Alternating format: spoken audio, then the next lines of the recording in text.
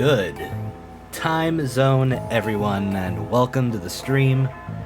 I'm Xandros, and today we are continuing our playthrough of Rosewater. Hope you're all doing well. We're getting near the end of the week, heading into the weekend pretty soon. It's gonna be a good time. Hope everyone's doing good, staying safe. At any rate, I better get ready for it. Wish I could stay longer, but again, just wanted to check in. I can see if I can pop on after dog sitting if you're still streaming. If not, wishing you a good stream. Thank you very much, Aiden. I appreciate it, and I hope you have a great time with the dogs. I hope there are many snoots to be booped and lots of petting and cuddles for you. You have a good one and stay safe. Storm, yeah, what am I supposed to do? Not burn my cat out on the laser? How else would I get sleep? Exactly. You gotta give the cat what they want. And they want exercise and laser pointers. And food. They definitely want food. Yeah. I'm excited to see where we go in the next part of this story. When we left off, Harley was in the middle of a story for getting a story to write about for Gentleman Jake. And Gentleman Jake talked Harley into, instead of doing a little story, maybe wanted to look into some lost fortune, as it were. I want to say it's Dr. Clark. I'm bad at remembering the name. But there was a doctor who had been working on this experiment with this thing called aethericity. And it looked to be very promising, but something went wrong, and it caused a catastrophe out east. And so he fled out west, his research was banned, and he's disappeared. And his stuff was left over in his abandoned lab. And Harley, our protagonist, was coerced into joining a hunt for Dr. Clark's lost research funds. As no one knows where they are, he's heard rumor, Gentleman Jake has, that it's somewhere around there. Find it, a little extra money, nothing wrong with that. We've met some interesting people.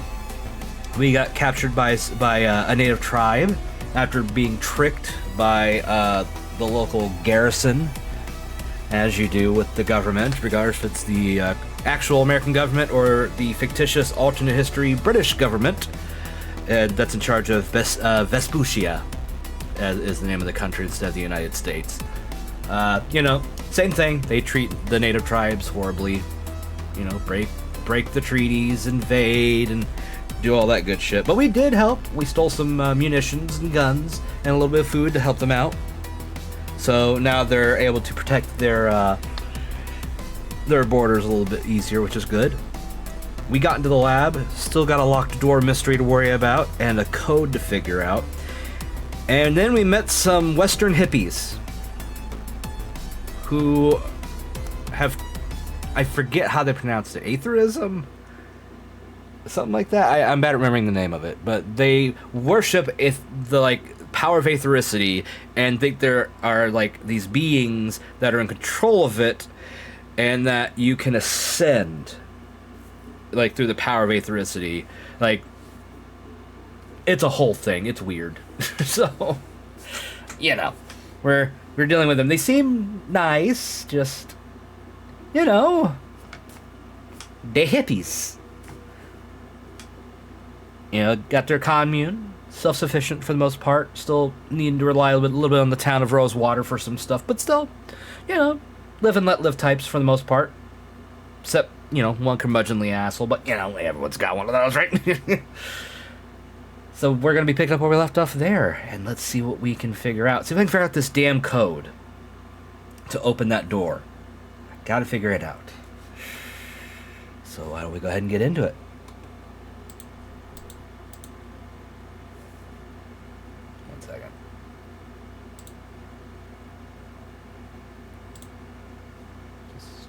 Pausing the music. Boop, boop, boop, boop.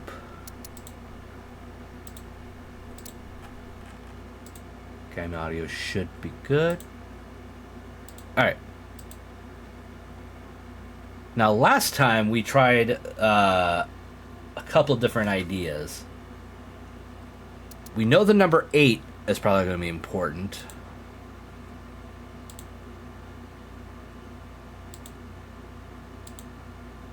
We tried the date of the expo.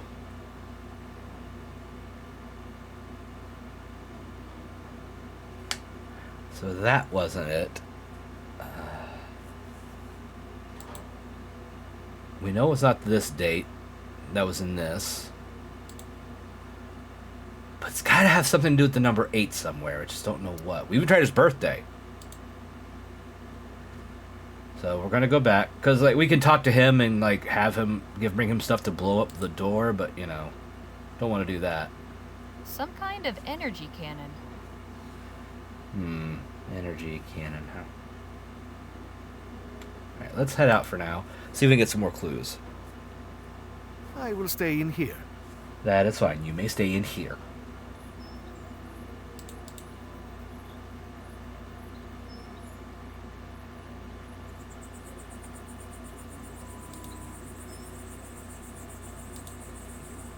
Huh, the sky is not all wibbly wobbly now.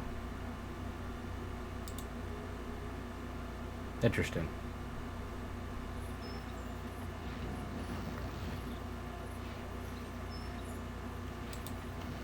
Suppose that's where the animals are kept. Okay. I mean, I could take some fertilizer at least. This had better work, Phil. I'm just gonna keep it on me, but I still want to try to figure out the damn code.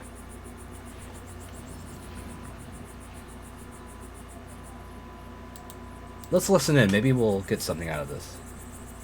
Here in Chrysalis, at the Evocator's laboratory, his holy temple, the veil has been parted. And on the other side, the luminous ones are waiting to welcome us home. When he first arrived here, in that twice blessed year, for never forget that 8 is the most sacred number, Evocator Bennett perhaps did not yet know that he was building a temple. But that is what it was, my friends. A temple, a lighthouse, a shining beacon in the dark, a divine instrument that would pierce the cosmic veil, letting the ether's light shine through to guide us, calling the luminous ones, calling us here, calling us home.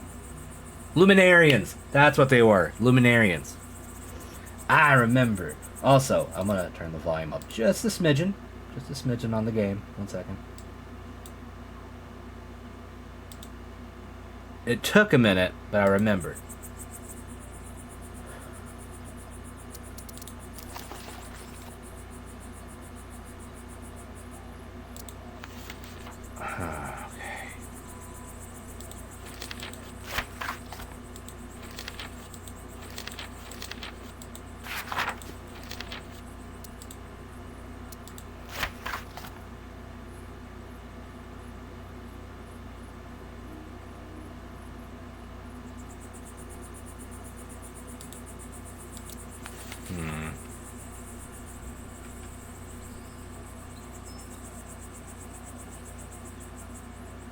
Okay.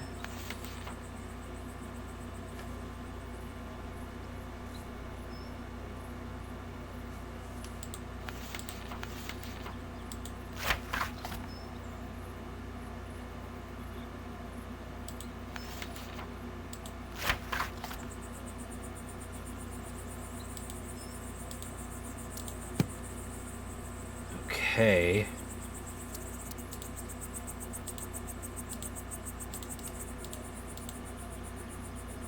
8847 maybe? Let's listen again. We will never forget the momentous occasion when this holy work began. When Evocator Bennett came west after the Lamplight City miracle to break ground for a new laboratory. And he raised a light to the heavens and cried, "Let me in!" Let me in. And 2 years later, his call was answered. And he was taken up into the etheric realm. Okay. 2 years later from this. 49? 8849 maybe?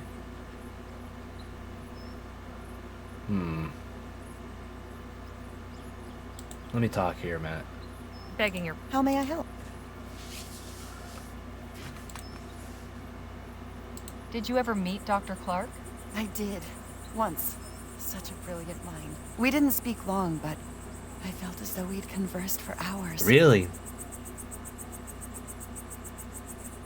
Do you have an idea of where Dr. Clark might be currently? Of course. He's with the luminous ones. Pardon? The beings on the other side of the veil. The ones who dwell in the ether. You're saying Clark is dead? Not dead. Transcended. Eternal. So dead. You still have much to learn. It's good you're with us now. Everything will become clear soon. Trust me. What exactly was Dr. Clark's etheric research about? Truth. Lovely sentiment, but could you be a bit more specific?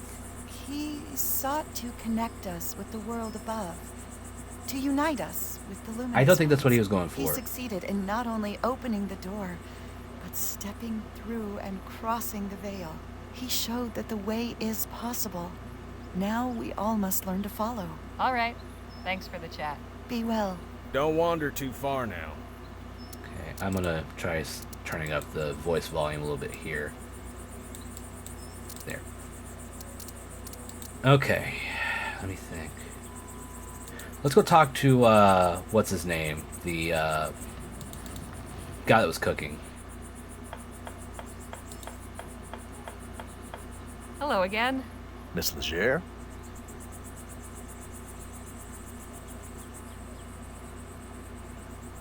Your friend over there refuses to let me in to see Clark's artifacts. Yes, Samuel is quite a stickler for the rules. Sometimes I think he lets his duties as the emissary's assistant get to his head. His assistant. Did you ever meet Dr. Clark? Alas, no. I hadn't really heard of him before the expo. I was looking at the wax anatomical models and medical models exhibit. But my wife said they turned her stomach, so she went to see the etheric pavilion instead. I don't think she really knew who Bennett Clark was either. It was just something to pass the time. If only either of us knew what a significant thing was about to happen. Clark's demonstration? Indeed. Didn't want to call it a Miracle disaster, suicide because that'd be veil bad. He's took a my worshiper. wife and the other 14 blessed souls up into the etheric realm. I only regret that I wasn't there, so I could have gone along with her. Yeah. Do you know where Dr. Clark disappeared to? Eva Cater Bennett didn't disappear. He transcended. Again, you use this word. What do you mean by it? He passed through the etheric gateway and joined with the luminous ones in the cosmos. Oh, Exactly what was Dr. Clark researching? Ethericity, of course. Of course, but what about it? Energy sources? Industrial applications? What? Miss Leger, I couldn't begin to tell you. Whatever reasons he may have Okay. given the public, So we got bankers, nothing here to help. professors and what have you, his true purpose was to open the way for humanity to pass into the etheric realm. It wasn't easy. He spent 2 years in that laboratory before transcending. Soon the day will come when we all can follow him. It was good talking to you.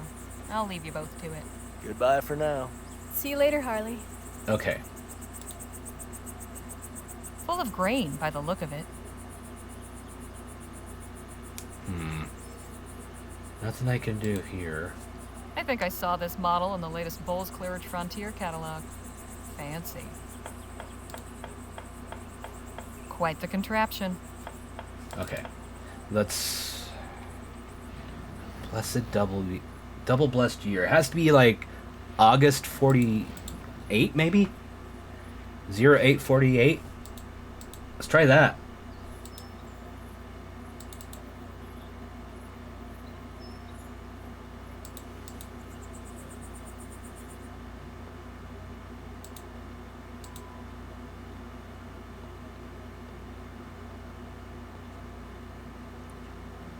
Okay, turn 0848. Flip. No good. I guess those dials aren't set up correctly. Shit. Okay. Let's see. Let me think.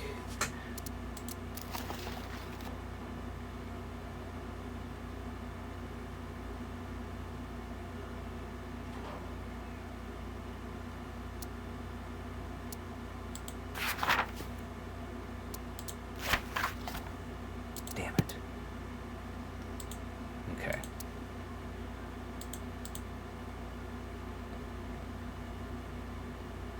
Because we got it running. Just a bunch of useless books. Because I don't want to blow it up. If I have the option to do it differently, I'm going to.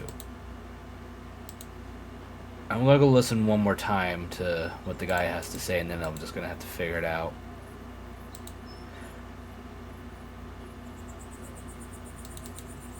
Could go to the base.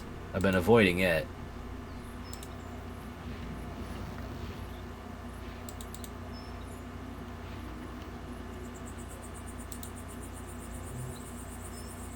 See what Hey, Danny's got for me. What's going on? If you had to pick a 4-digit number sequence that was easy to remember, what would you pick? Suppose it'd be something important? A date, maybe? Or a memorable year? Never really thought about it. I'll leave you to the lecture. And oh, friends, it is joyous. The ether is a realm of pure thought and light and love. Oh. There we are freed from these coarse material bonds. There we are not women and men, not young and old, not poor and rich, not white and black and brown. There we exist as pure souls, glittering Yeah, but I need a date. of brilliant rainbow color. Our bodies are as the chrysalides of butterflies, curled up tight in these fleshly shells. Contained within each of us is our true etheric form. And believe me, friends, it is beautiful. You are all so beautiful. In the ether, we can. All we prime must numbers. Unfortunately, no. emerge They hold the out number of 8 as sacred. So we know 8's involved. Free among our soul siblings in the company of the luminous ones. 2 years ago, Evocator Bennett called them here. And 8 months ago, his call was answered. Okay.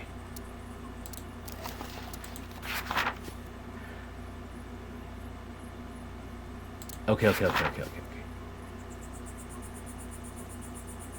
They have some odd ideas about Dr. Clark, Evocator Bennett to them, and some glowy spirit people who live in the sky. They regard the Expo disaster as a miracle, and think that when the aetheric discharge blasts your body to smithereens, it actually means you transcended, gone to the aether with these luminous ones. They figured that's what happened to Dr. Clark, which I suppose means he's dead. But they say you can't take your money with you, so it must still be down here somewhere. I can add numerology to the list of luminary obsessions. They go into raptures over the number 8, which they deem sacred, and how it looks like the infinity or a butterfly and so forth. They are especially fond of butterflies and flowers and rainbows. And they're pretty butterfly gardens, and Clark built his lab out here 2 years ago in a twice blessed year, and was conducting some kind of exotic research up until he transcended and was never seen again. A twice blessed year.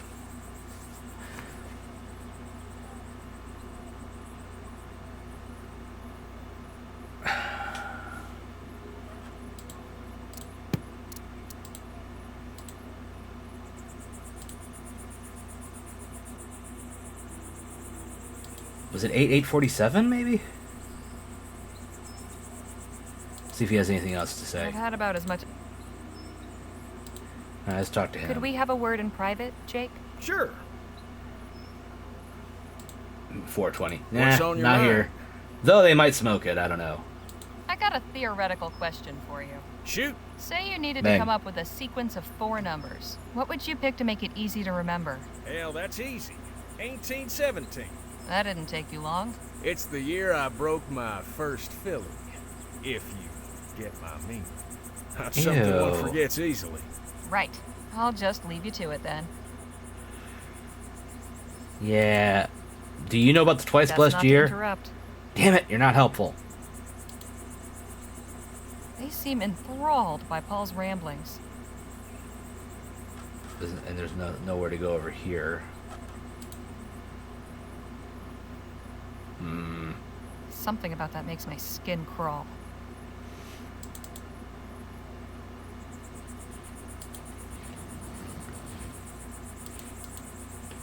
Okay. So let's try 8847.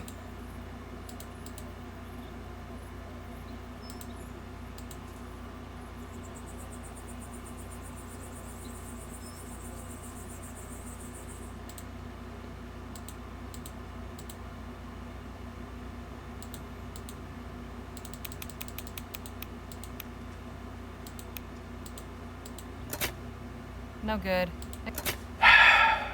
Damn it. Let me think. A twice blessed year. So it's 8.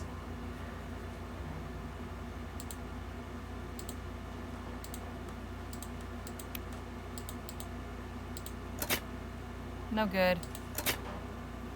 Twice blessed.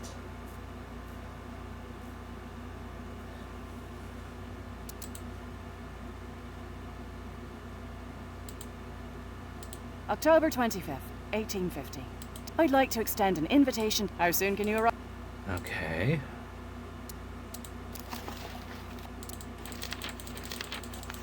Dates would be so nice right now.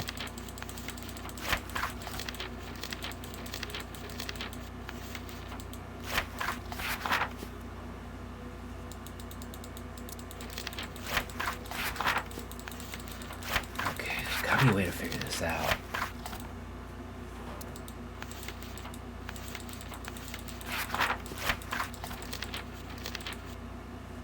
Twice blessed year. It has to be something with the number 8. Twice blessed.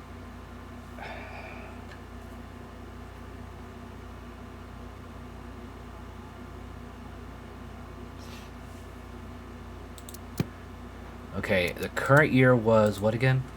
October 20th. 50. I'd like to. How soon?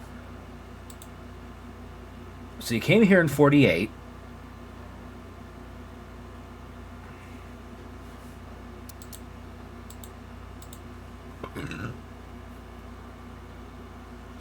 Okay, what about 8948?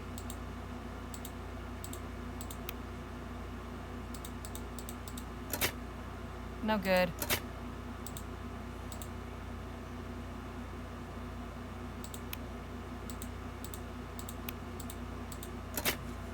No good. Ah! Hey, Phil? What about Could you remind... some fertilite, some flammable liquid, something I can use as my detonator? Got it. Right? Okay. I think I've got that stuff. Because I have this, the fertilizer, and that can be used as a plunger. But again, I don't want to destroy it. I can get this. I can be smart. I can be smart. Twice blessed year. What does that mean?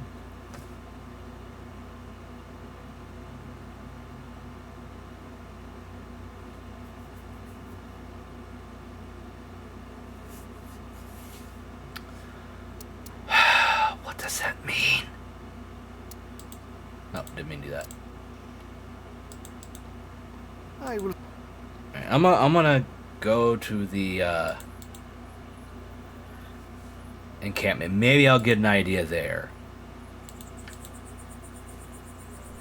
Because I've avoided it because, you know, they abandoned us to be captured.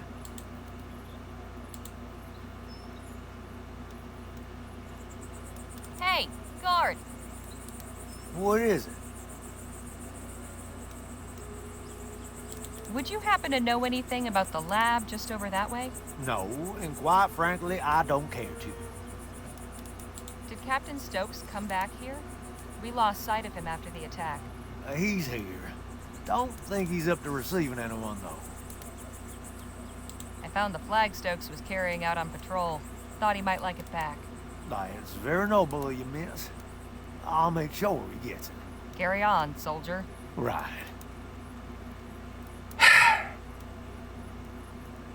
Damn it. I'm just gonna knock, see if I can get in.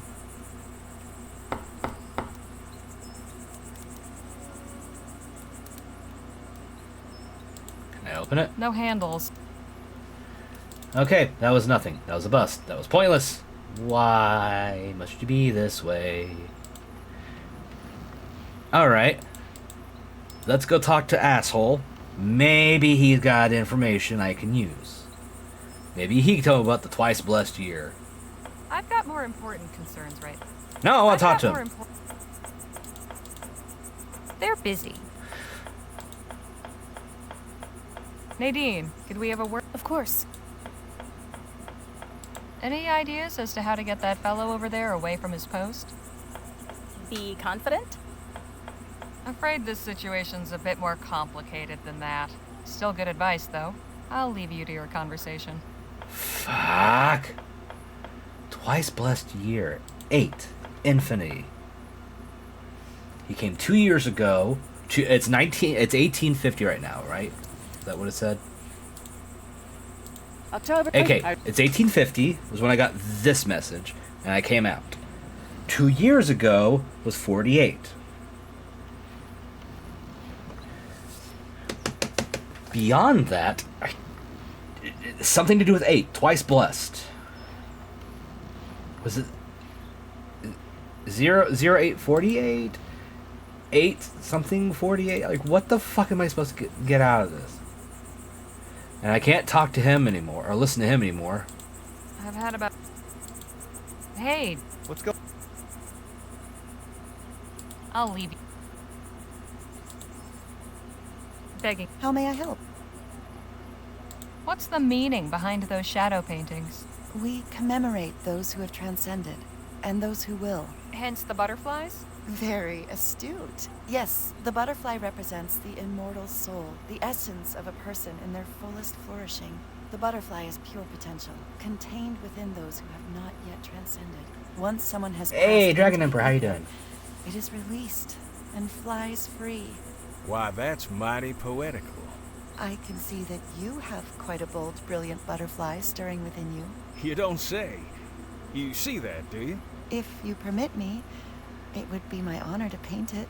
Only if you're willing, of course. Everyone's journey to transcendent readiness is unique. Perhaps you could tell me more about it once Harley's done talking. With pleasure. All right. Thanks for the chat. Be well. Don't wander too far now. I can't wander too That's far. not... How are you holding up? I'll just... God damn it. Okay. Twice blessed. Something with the number 8. I can't talk to anyone else now. So I have the information.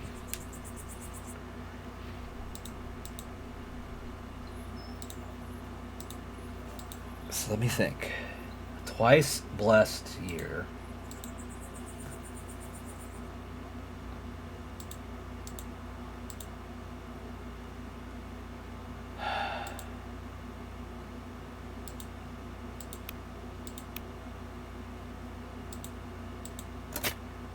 No good.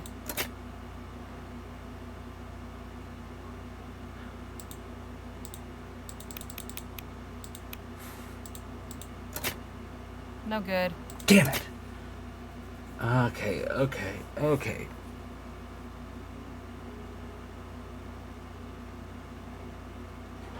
We tried his birthday, it was no good. I remember that. I just don't remember what the birthday is, but I know we tried it. Because it was like 88. Maybe 88 it was? I don't know. Because he was older. God. Because he came in 48.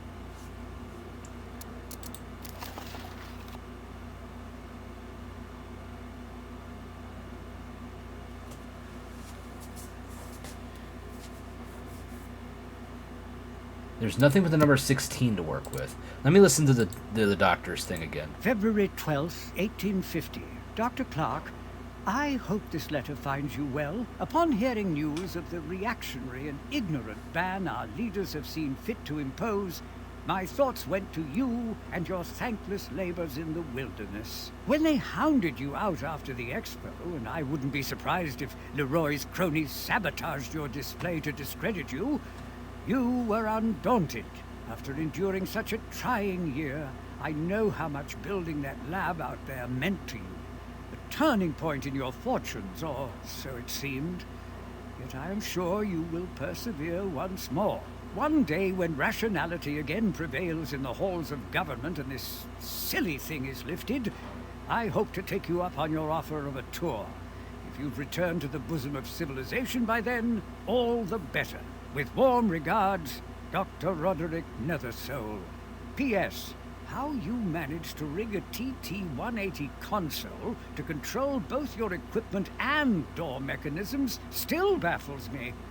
Mine is destined for the scrapyard.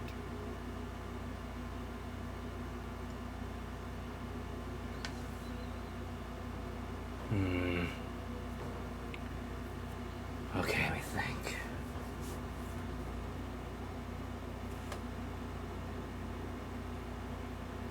Okay.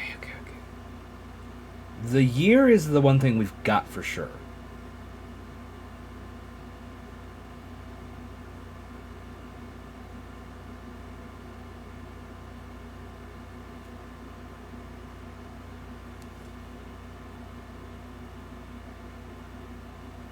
Wait. Okay, there's one thing I haven't tried, but it really can't be that. Is it just the year? Like, is it just the actual year? Because I've tried the year as far as the last 2 digits. I tried 48, and I've tried using the months. And I've tried his birthday. Like I said, I've tried his birthday. I've tried everything. So the only thing I have left, twice blessed, 2 8s, 1848. I fucking hate this. God damn it. Fantastic. Nicely done. Well, nothing horrible came out, shall we? After you? Yeah, Dragon Emperor, I hope you're doing well. Welcome. You're here in time to watch me just... What the hell? Santo cielo. What in the ether happened in here? I do not know, but I am not going in any further. Guess I'm investigating. What the fuck is he, mannequins? These mannequins are disturbingly lifelike. This one's posed like it's reaching for something. Clark's research involved playing with life-size dolls? Que locura! This one's just staring at his buddy. This one seems to be the happiest of the bunch. How can you tell? It's the only one smiling. This one's missing a head. This one's missing its head. I wonder how that happened.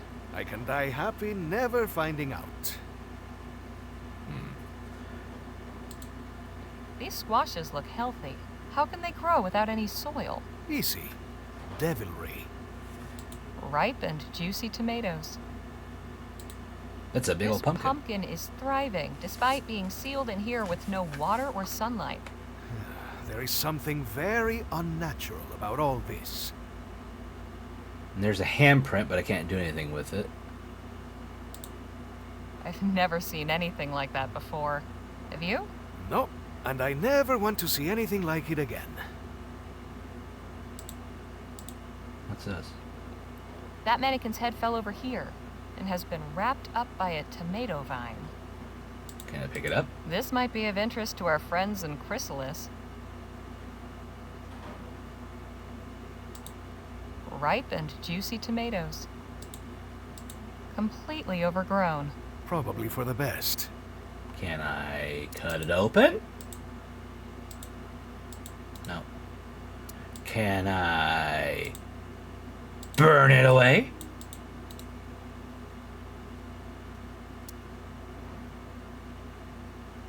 Okay.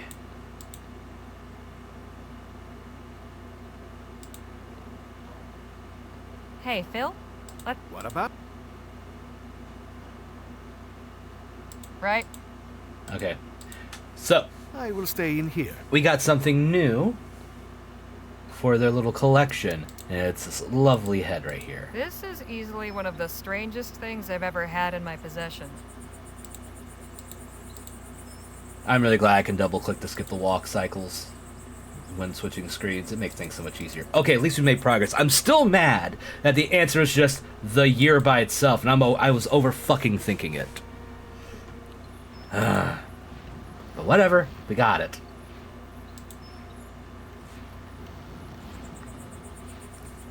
Go off the screen, damn it.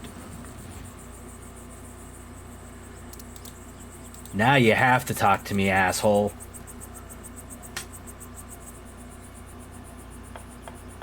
Have a look at this. What? Where did this come from?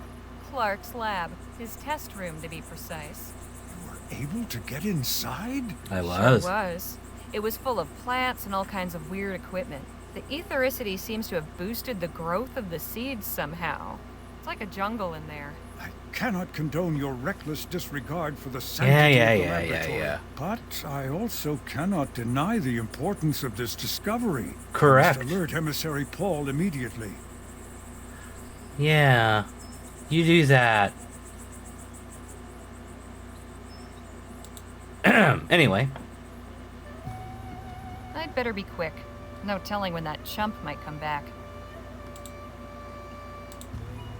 Prometheus bringing fire. What in the hell is this supposed to be? It's full of cloudy orange liquid. Some old bearded guy. The plaque says Galileo Galilei. Looks like a smaller version of the power generator in the lab. The clock's not running. Must have something to do with that machine. I'm scared to hit any of them. No idea what that is, but it looks complicated. Reminds me of an overgrown boiler. Clark had quite the library. Full of all kinds of liquids. I'd rather not know what they are. The things some people will keep for posterity, I'll never understand. Fair enough, I guess. What's down here? Only one way to find out what's inside.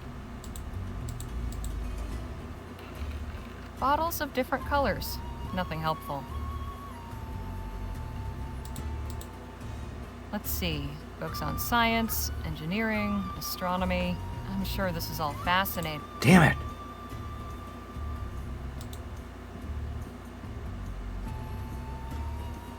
Must be nice to actually... Okay, I know you don't understand the stuff. A bunch of scribbles documenting the effects of ethericity on plants. The New Britannia Gazette. The lead article is about the upcoming Lamplight City Expo. Interesting how the follow-up is nowhere to be found.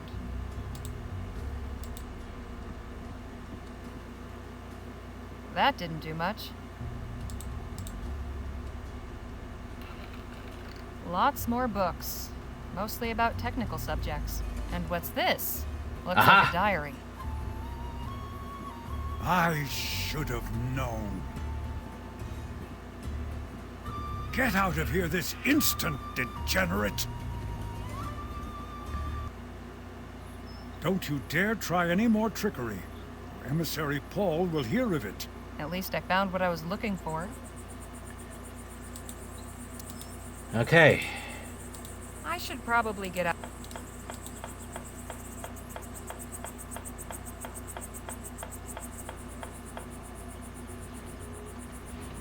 Good, now he's here. Let's read.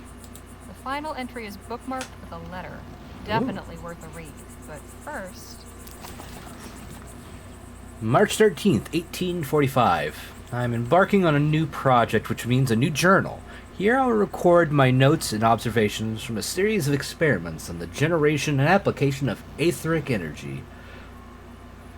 I believe it can be profitably harvested from the very air and harnessed for an immense number of beneficial uses. I see the streets of Lamplight City aglow, not with the smoky flicker of flame from burning costly oil, but with bright, etheric light from lamps that never need fuel. I see compact, efficient etheric engines replacing the bulky and limited diffusion generators that drive Her Majesty's airships. I see our nation's mills and manufactories, humming to keep kept in motion. Sorry, my eyes itching.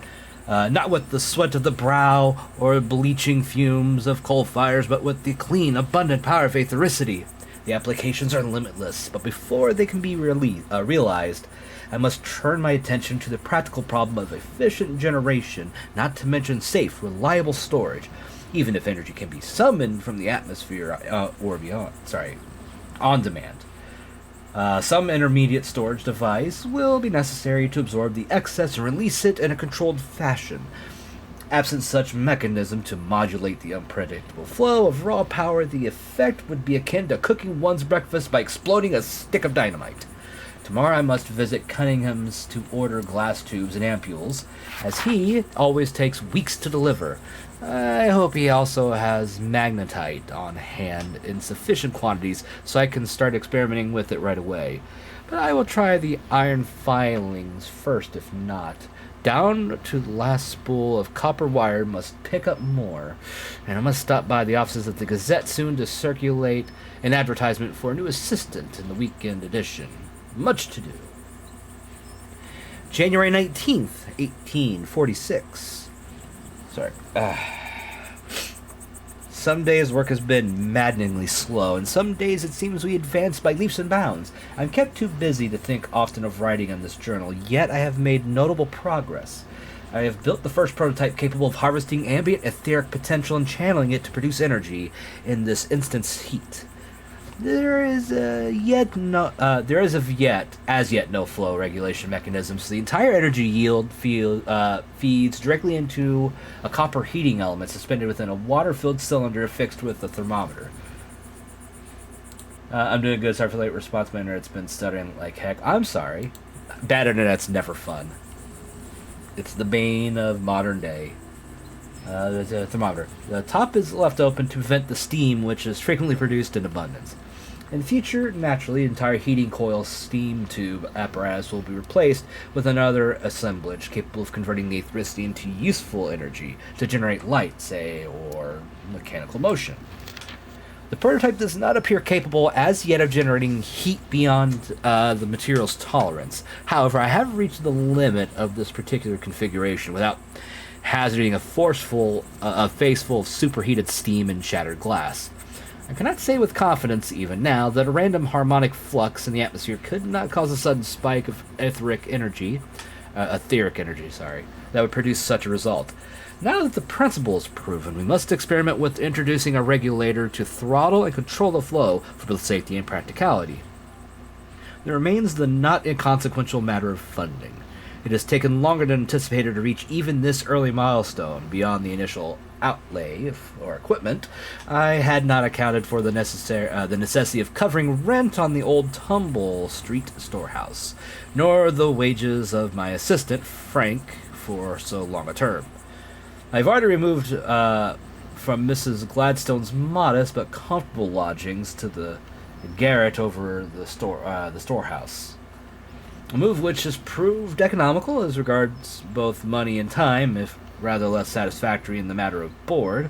I fear I did not give Mrs. Gladstone's Sunday roasts quite the credit I now realize I want of them was their due.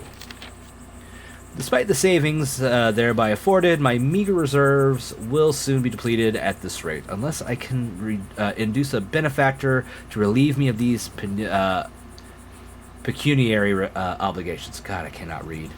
November 6th, 1846. This is still around the time of the accident. This is before itself. At Frank's instigation, I have embarked on a program of fortnightly public demonstrations of our apparatus. A brief lecture on the principles of aethericity, followed by a practical display of the generator's operation, is offered to all comers, or as many as will fit within the storehouse, free of charge.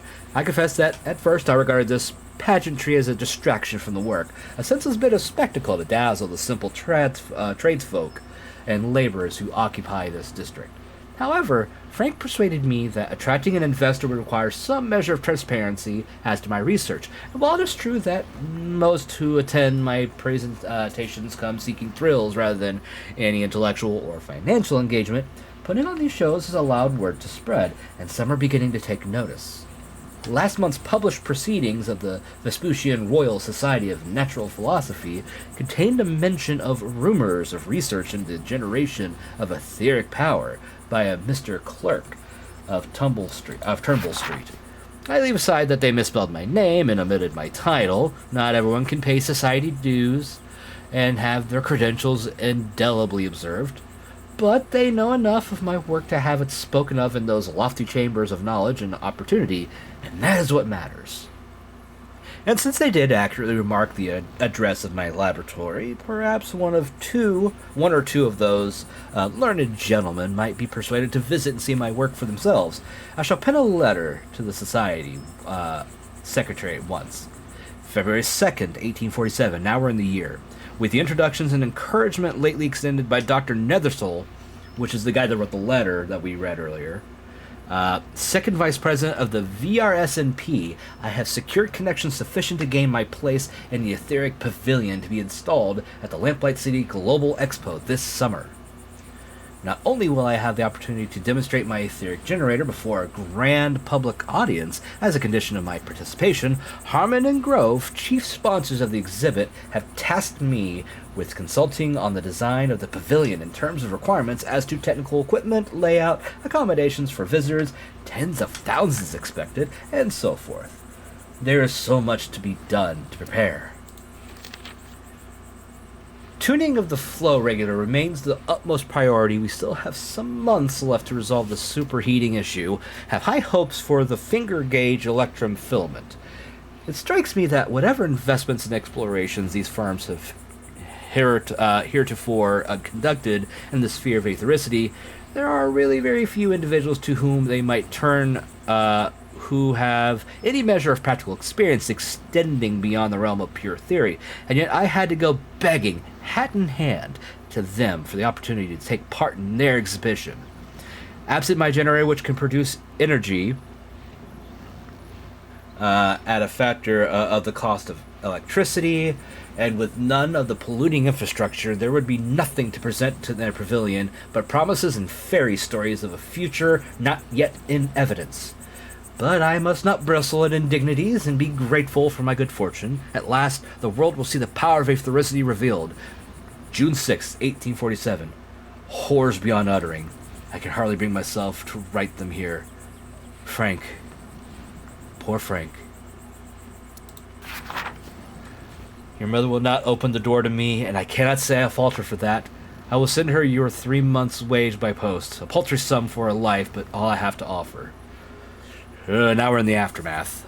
June 8th, 1847. I spent the past 2 days sealed in Turnbull Street, every waking moment spent checking and rechecking my prototypes and consulting my research notes, seeking any error or miscalculation. What went wrong? The flow regulator had exhibited irregularities before, but all with intolerance. Nothing of the scale of that. The police will neither return nor allow me to access the remains of the exhibition model. If only I could inspect it, I might find the manufacturing flaw or defect in material that caused the catastrophe. Or, though I shudder to turn my thoughts in this direction, perhaps some sign of sabotage. There are many who would delight to see me fail. Angry crowds dog my steps whenever I venture beyond my door, reinforcing my voluntary seclusion. At every moment I expect the constables to arrive with irons. I have a growing suspicion that some handsome sum was discreetly paid by one of the sponsors to suppress public scandal associated with the event. If so, I am by happenstance the fortunate benefactor or beneficiary of these maneuverings, and owe to them my present liberty. But what use is my liberty without my work? There on stage at the pavilion, I felt myself briefly a colossus of science standing astride the world, with a shining future spread out before me. Now it was all crumbled in one blinding burst of light. September 21st, 1847. The inquest is complete and my name cleared. I bear no formal responsibility for the deaths at the Expo. In the eyes of the city of New Britannia, at least, her people are not so gracious. The Laborites in Parliament are taking advantage of the public furor to press all the more stridently for a blanket ban on Aetherix research, which I'm certain the Prime Minister will be all too glad to sign into law. I'm aware of a dark irony in the fact that my exoneration in the matter has likely only lent strength to their arguments, for I am not some murderous monster, guilty of horrific malpractice. Then Aethericity itself must be dangerously unstable and unsafe, beyond the power of any man to control. Fools. If they but knew what miraculous possibilities they'd foreclose with their ignorance and fear. Sometimes a scientific truth emerges which the world is not yet ready to hear. Was not Galileo denounced as a heretic in his day, only to be vindicated by generations yet unborn? God, I'm not going to be able to pronounce this. E per se muove. I don't know, I'm not Italian. It is clear that whatever I am to do next, I cannot do it here. I must leave the city. I will go west, even if total prohibition becomes the law of the land. Law's hold is somewhat looser at the nation's virgin fringes, far from the grand maison and the chambers of Parliament. The desert has traditionally offered refuge to visionaries and hermit eccentrics. I could continue my work there, away from the throngs. I have come too far and almost too much to give up now. The road of progress was never a smooth one. I have tumbled over a tremendous stumbling block, but I will pick myself up and carry on. Ad occidentum. I guess that's how you say it. January 16th, 1848. Here we are. My new laboratory, my hermitage, my sanctuary of science in the wilderness is complete.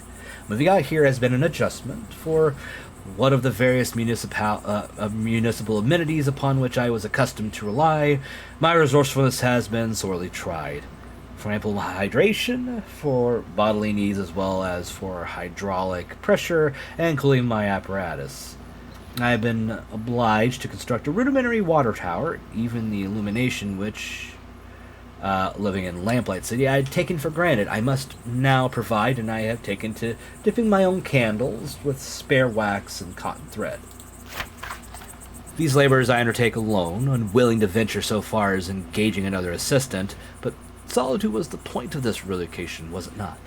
I do believe the desert climate agrees with me.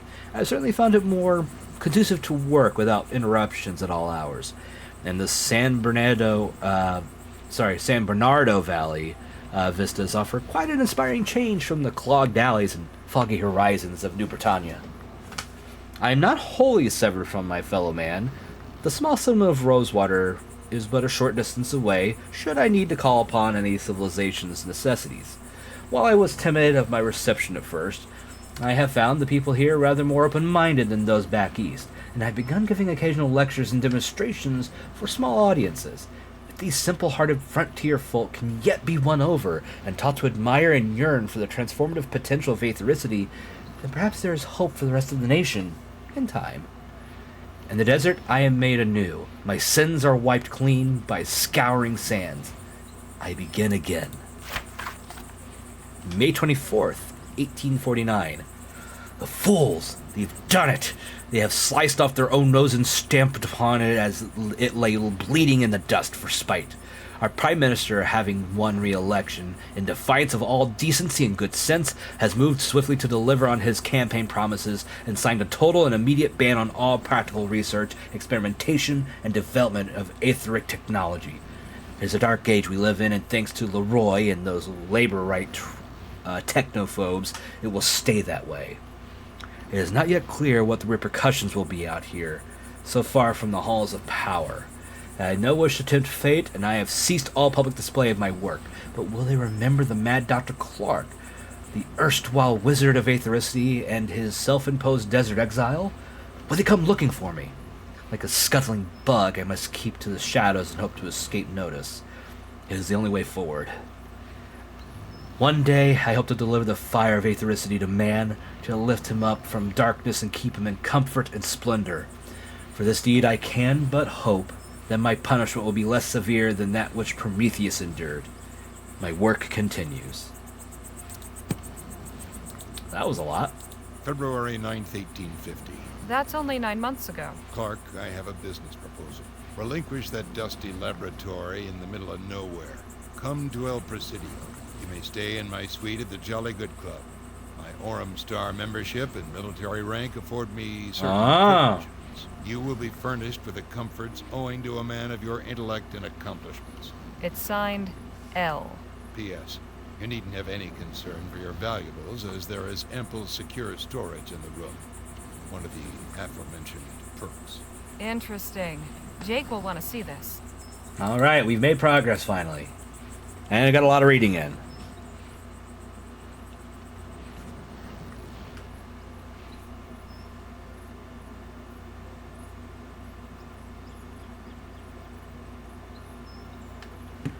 Oh my god. Sorry, I had a text message. I was not looking.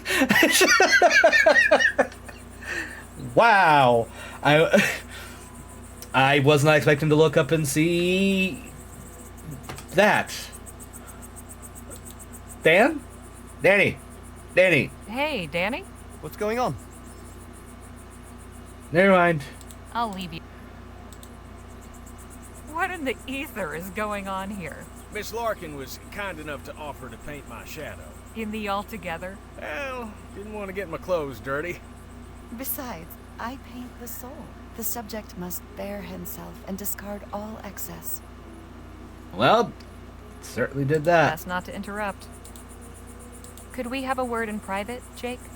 Can't it wait? I'm a bit preoccupied.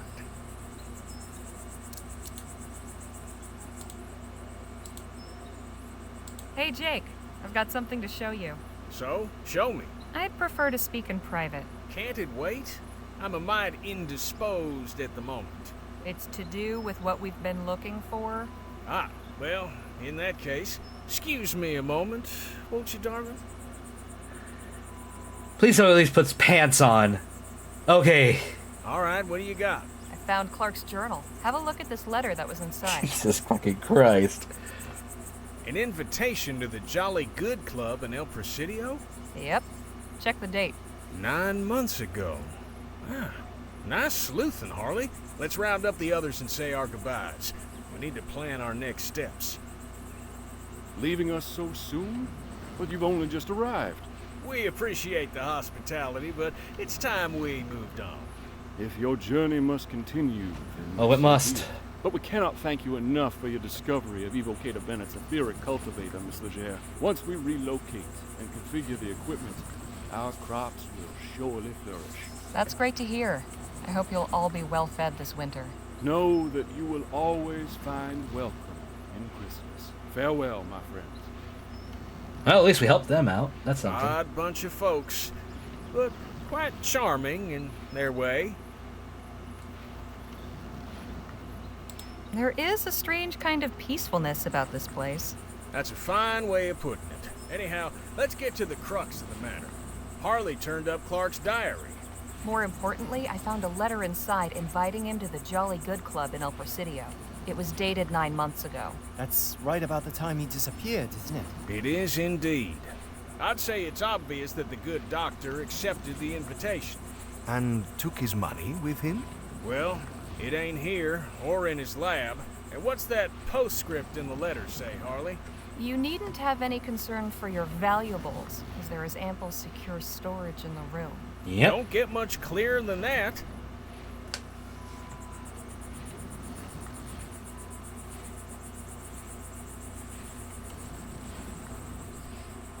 All right, so what's our next move? Why we follow Clark's trail to El Presidio, of course. First and foremost, we'll need some means of transport. You haven't got any? Don't you tour around? Sure, but our show wagon ain't gonna fit all of us. Plus, we'll need it to store all the show's props and equipment while we're gone. There's that lady in town with the wagon now. Heard her talking at the saloon once. Said she hires it out to travelers. Sounds promising. Who is she? Her name's Lola Johnson. I think she stays in the old blacksmith shop. Oh, well, I hope she has a forgiving nature. Why's that? She caught me breaking into her place. What? It's a long story. We should head back to Rosewater, no? Yeah, I got stories to write. Let's get a move on. Yeah, progress. Right. Harley, I'm putting you in charge of hiring us some transportation. Dan and I are going back to the theater to settle some business. Come get us once you've arranged a ride. And just how am I meant to arrange it, financially speaking? Well, now that may get a mite tricky. Our contract was to pay out at the end of the show's run, but seeing as we'll be breaking that contract, I'm sad to say we'll be forfeiting those proceeds. Anybody else got funds to contribute to the kitty? Not unless this Johnson woman accepts pesos. And I've few enough of those at that. I'm afraid I haven't got anything either. Harley, my dear, I'm afraid we must then prevail upon you to furnish the petty cash needed to get our expedition aloft. God damn it. Seeing as you're the only other one of our posse who's currently in the position of being gainfully employed. And it goes without saying, but you'll be fully reimbursed once we find what we're looking for. On top of your share. With interest. I certainly hope so. Wonderful. Well then, we'll be seeing you later.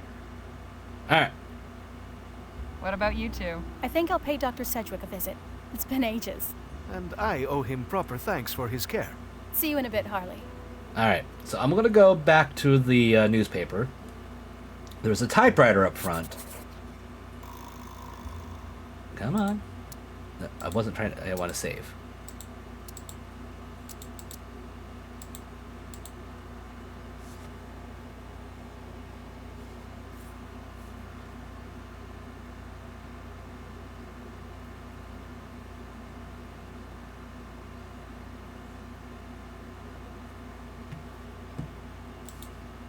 I don't want to go in there and talk to her just yet. She'll be mad at me.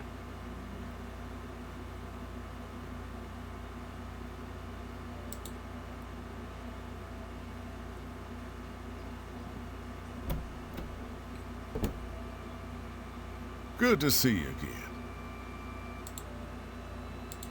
Here we go. Cozy. All right, let's get this thing knocked out. But first...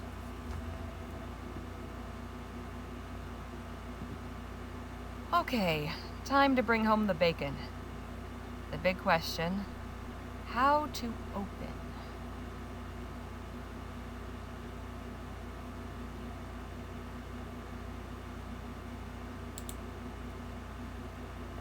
From the moment he rode on stage astride a huge, steam-spewing mechanical horse, it could not be denied that Jake Ackerman was more than your typical copperpenny showman.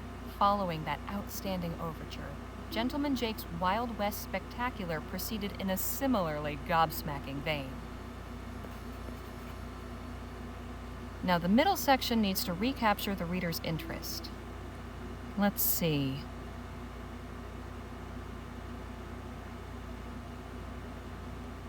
Hmm.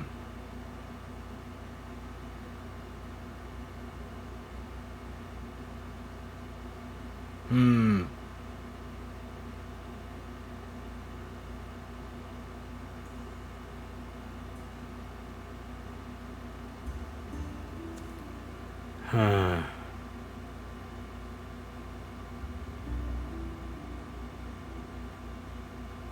Why not? Not content to sit on his laurels, Jake has undertaken an audacious investigation into some of our very own local mysteries. I was fortunate enough to accompany him on a foray to Dr. Bennett Clark's erstwhile laboratory of the forbidden etheric sciences, situated just outside the town of Rosewater. What we found inside boggled the imagination. And now for an ending.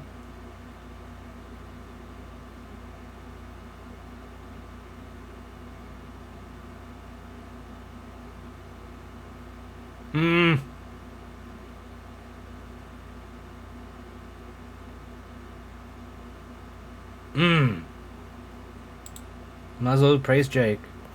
All in all, Mr. Ackerman has shown the true qualities of a great leader and hero. May his adventures persist and his tales continue to inspire and delight. Because the road is supposed to be a puff piece. All right, that should do it. Now, what should I title it?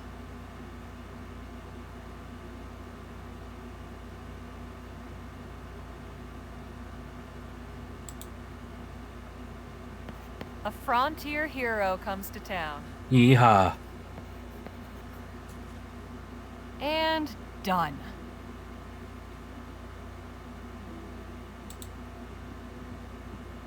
Excuse me? How can I be of assistance? Did you ever happen to meet Dr. Bennett Clark? That wasn't too bad on the writing. Tony's account of his demonstrations at the theater, but I never saw them myself. Never met the man neither. He wasn't seen much in town. Okay. You wouldn't happen to know anything about the Luminarians, would you? I have no idea what that word even means. Never mind then. I'll leave you to your work. Appreciate it, man. Can I do more writing? Nope. Okay. Let's go turn this in. Talk to the boss lady. To Joanne. Good to see you again, Harley. Hope you're spinning me some Orem. Well, I've spent the past couple days following Jake around, gathering plenty of straw.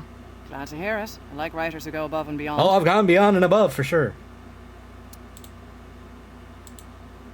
I hope this is good enough.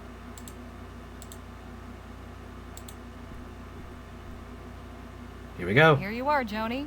One profile of Gentleman Jake, ready to print. Let's have a look.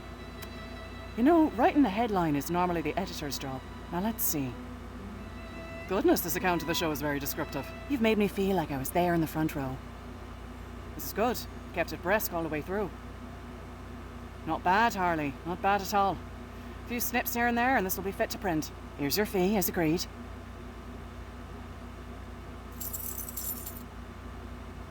Now I know what I'm working with, I'll have a think about your next assignment. About that. Oh, yeah, here. I'm leaving for El Presidio with Gentleman Jake. We're after Bennett Clark's missing fortune. Whatever we find, I've got a feeling it'll make a hell of a story. You're right about that. Tales from the wild frontier are in vogue these days, and folk will be gumming to find out what happened to Clark. All right then. Clark's missing fortune it is. I've got something else. Oh? Do tell. While I was going around with Jake, we spent some time with the Otham. I learned that they've come under constant attack from the soldiers at Fort Beaumont.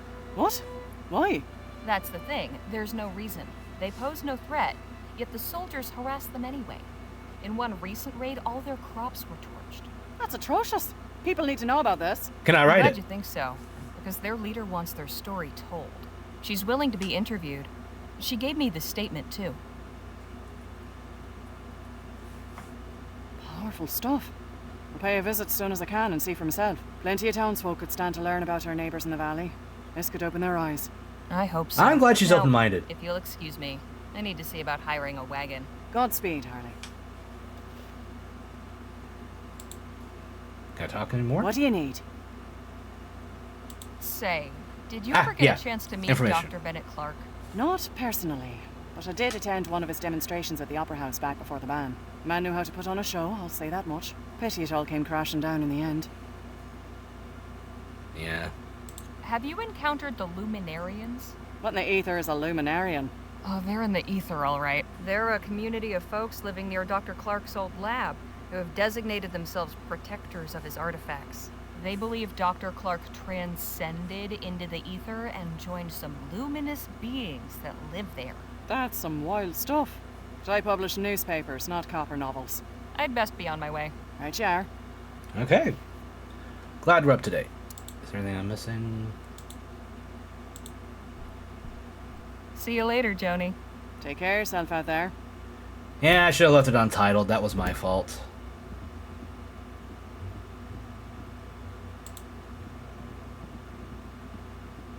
Excuse me? I'd love to chat, Miss Lucia. Don't let me just... Okay, let's head out. I say we go visit the good doctor first.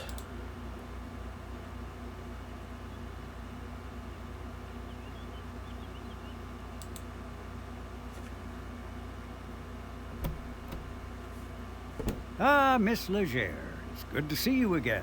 Nadine and Mr. Marquez were just telling me how you all were acquainted. Please do continue.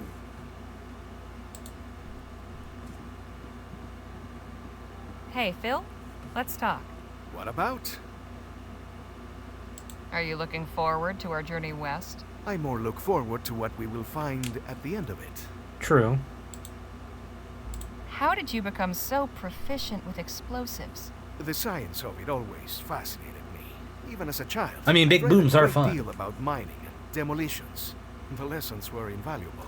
So, when my parents sent me to university, I studied civil engineering. Most people do not realize just how much care must be taken when dealing with dynamite. Hang on. You have a university education? Of course. Does this surprise you? No, I just didn't think a revolutionary would have a degree. Well, I do. From the Escuela Superior de Ingenieros in Madrid. Right. Carry on. Good on him. Good on him. Nadine, could we have a word? Of course. Pardon me a moment. So, how was it working for the good doctor?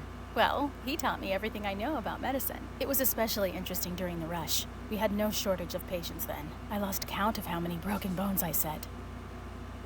Seems we've a big journey ahead. Are you big excited journey. for it? I'm excited for it.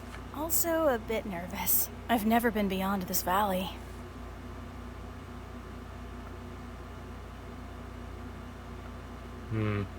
You'll be all right. We've got a good group, and we'll look out for you. Thank you. I appreciate your kind words. I'll leave you to your conversation. All right, let's talk to the doc. Hey, Doc. Miss Legere. Did you ever make the acquaintance of Dr. Bennett Clark? Doctor? If that man's a doctor, then I'm Hippocrates. Shall I take that as a no? Miss Legere, I do not associate with lunatics and crackpots, especially those who recklessly cause the deaths of innocents. Now, let's not sully the good name of higher learning any further.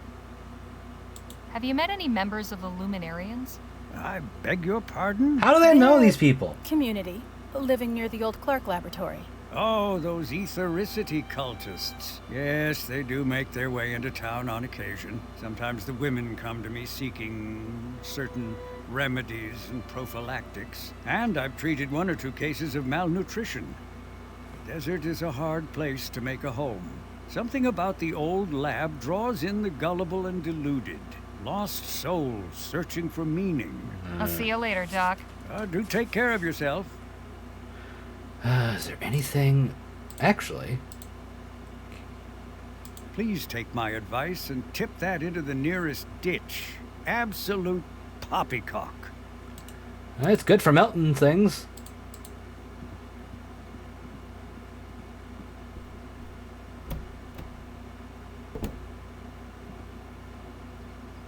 Alright, let's go talk to the lawman. We haven't talked to the sheriff in a good bit. And he wasn't such a bad guy.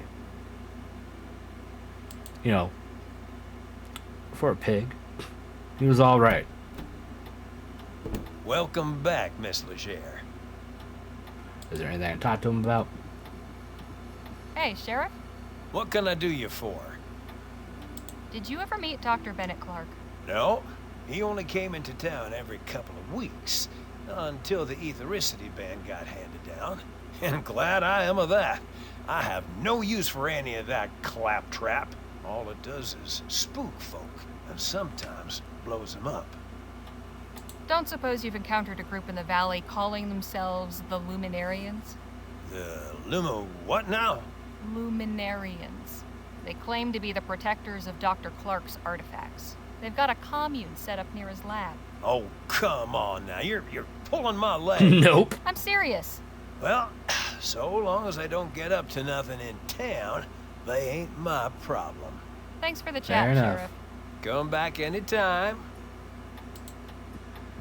Alrighty then.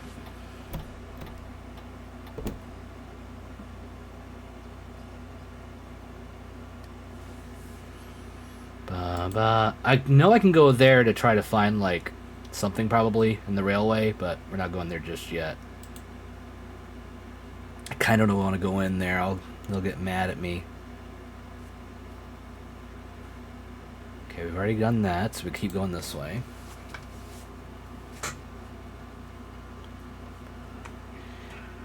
You know, I didn't check to see what my... Feeling lost? Buy a map of Rosewater. Just 1 crown. You just keep turning up like a bad copper, don't you? Nice to see you, too. I'm nearly afraid to ask, what in the Sam Hill are you doing now? I'm selling maps of the town. To whom, exactly? Near as I can tell, I'm the only new arrival. The locals in the market for maps of a town you can circumnavigate in 10 minutes. You're a real stick in the mud, you know that? Don't go anywhere. Not like there's anywhere to go. Alright, I'm gonna check and see if there's anything in the old building back here.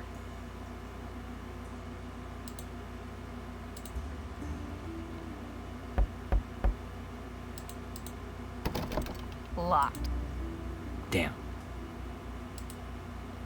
Wonder if Jake will still be doing shows after we find Clark's treasure.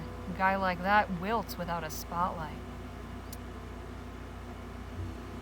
Don't think there's anything else around here at the moment.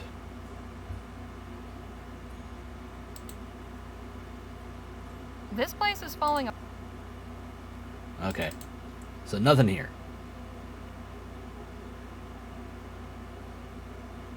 Feeling lost? Buy a map of Rosewater. Just one I must crown. admit, I admire the kid's gumption. His orthography, not so much. He'll learn to spell one day, I'm sure. Is there anything I can do here?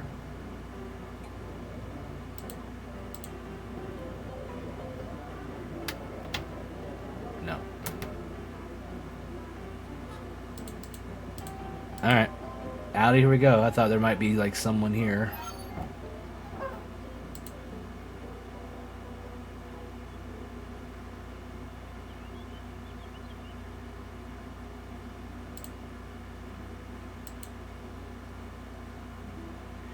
Nope.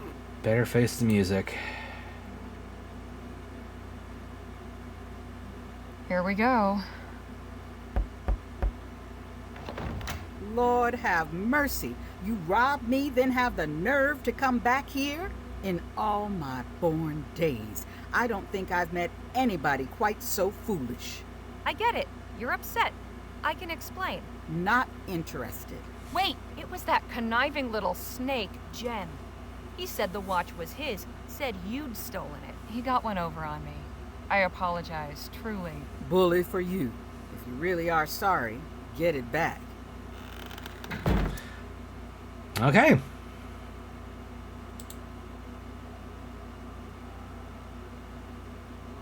Let me think.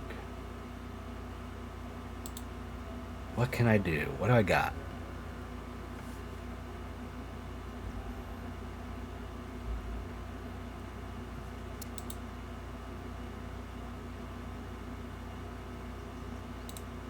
I ain't got much. Buy a map of Rosewater. Just one. Hey, kid. Yeah? You have something that doesn't belong to you.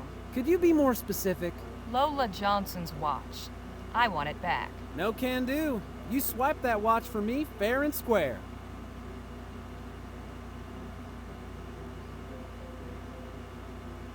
I think you'll find it in your best interest to give me that Yeah. watch back. Oh yeah? Why's that?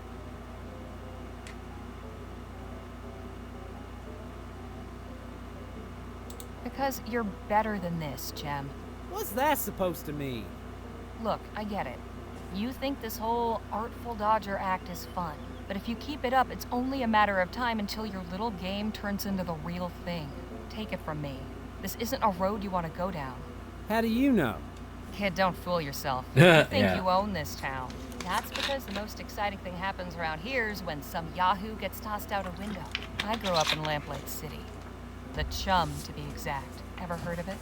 Oh. Yeah. That little stunt you and your brother pulled before. Know how that would have played out there? How? He'd have had his throat slit as soon as he was caught, and you'd have 2 bullets in your back for running away. Now, is that really the kind of life you want? Fine, you win. Here's the damn watch. Good. I'm glad we could do this comfortably. Appreciate it. Now go home and read some books. You'll thank me for it later.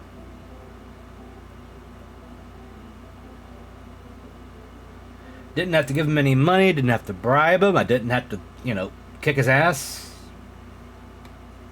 Mm-hmm. I'd say I did a good job there. If I do say so myself. Yeah.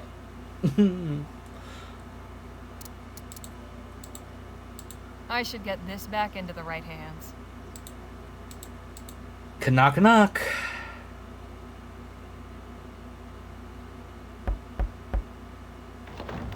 You got my watch? Yes, here it is. No hard feelings? Well, now, why'd you come back here anyway? Name's Harley Leger. My companions and I are headed to El Presidio, and we heard you've got a wagon for hire. I do? How many are you? 5, including myself. Listen close, because I'm only gonna say this once. You pull anything funny again, and you get left on the side of the road. No, that's fair. Understood? Yes, ma'am. My fee is 40 crowns up front. Here's your fee. Good. Get your posse together and meet me outside town at sundown. We'll head out then. All right.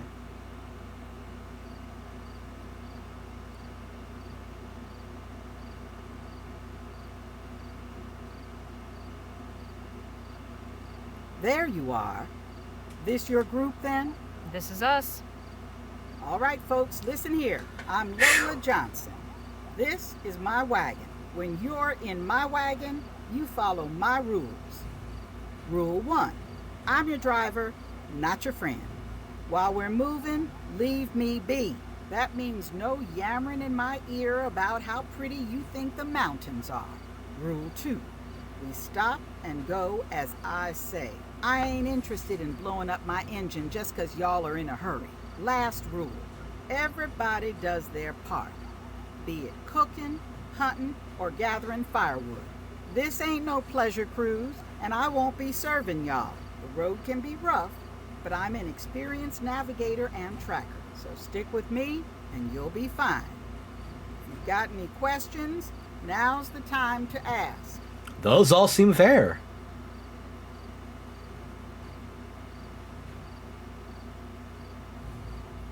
Just how long do you expect this journey to take? I reckon it shouldn't be more than 8 or 9 days, weather permitting. Anything Fair else? question.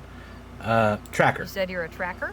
What's that mean exactly? It means I'm good at finding things. One of you gets lost, or we're hunting our supper and need to trail an animal, I can do that. So, like a bloodhound? No, like a tracker. Dude, Compare stop. me to a dog again, and you're finding yourself another ride. Understand? Oh, apologies. I didn't mean to offend. Folk rarely do. Anything else?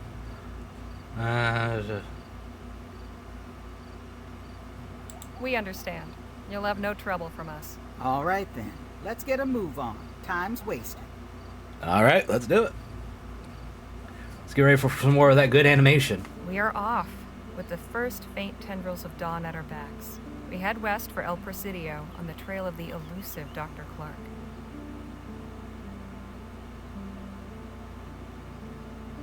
We have but a few days' travel before us, through the desert and mountains to reach the coast. I am rather looking forward to getting a better view of this part of the country. And should the scenery lack for diversion, I suppose I'll have recourse in the fellowship of my new traveling companions. Now that we've assembled in this unlikely venture, perhaps it's time we got to better know one another.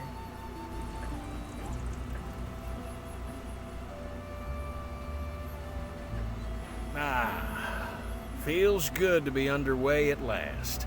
Yes, though I must admit I tend to become restless on long trips. Well, we got cards, books, and conversation. We do Plenty indeed. of ways to pass the time. Hey. How you doing, JoJo? Glad to see you. Quick shout out and gives me a second to stretch my arms. Rhino might be dead. Oh, wow. Oh my god, they all survived. They all fucking survived. Fuck you, asshole. Fuck you. Eat Ah, shit. SM23. Fucking shit. Fuck you! Fuck you! Eat shit! You and your little fucking tentacle porn ass! Enjoy the lurk, and everybody please be sure to go give a little look and a follow there to JoJo. Oh boy, that was good. Alright, while we're here, let's go ahead and save game.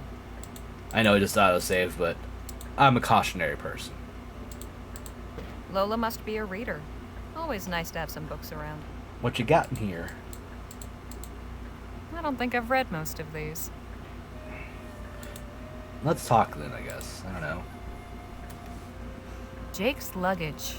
I could put everything I own in that suitcase and it would hardly cover the bottom.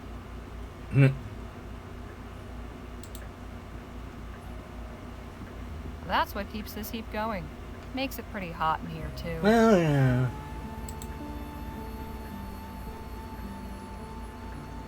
Okay, here we are. This is what Vespuccia looks like here in this part. So we have Piedmont in this province here.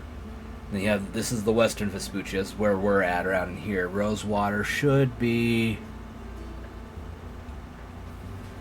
right there. So close to New Spain down south. And then up here is Rotterdam. And we are going over here. So we're making the trip from here to here.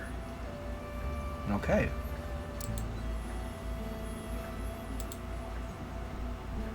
Phil? Señorita?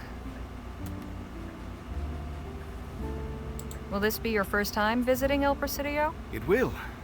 I have heard many tales of this so-called Mouth of the West. I am curious to find out which ones are true. You're very polite, Phil, but please, call me Harley. What is wrong with Señorita? It's not my name. Ah, but it is a sign of respect.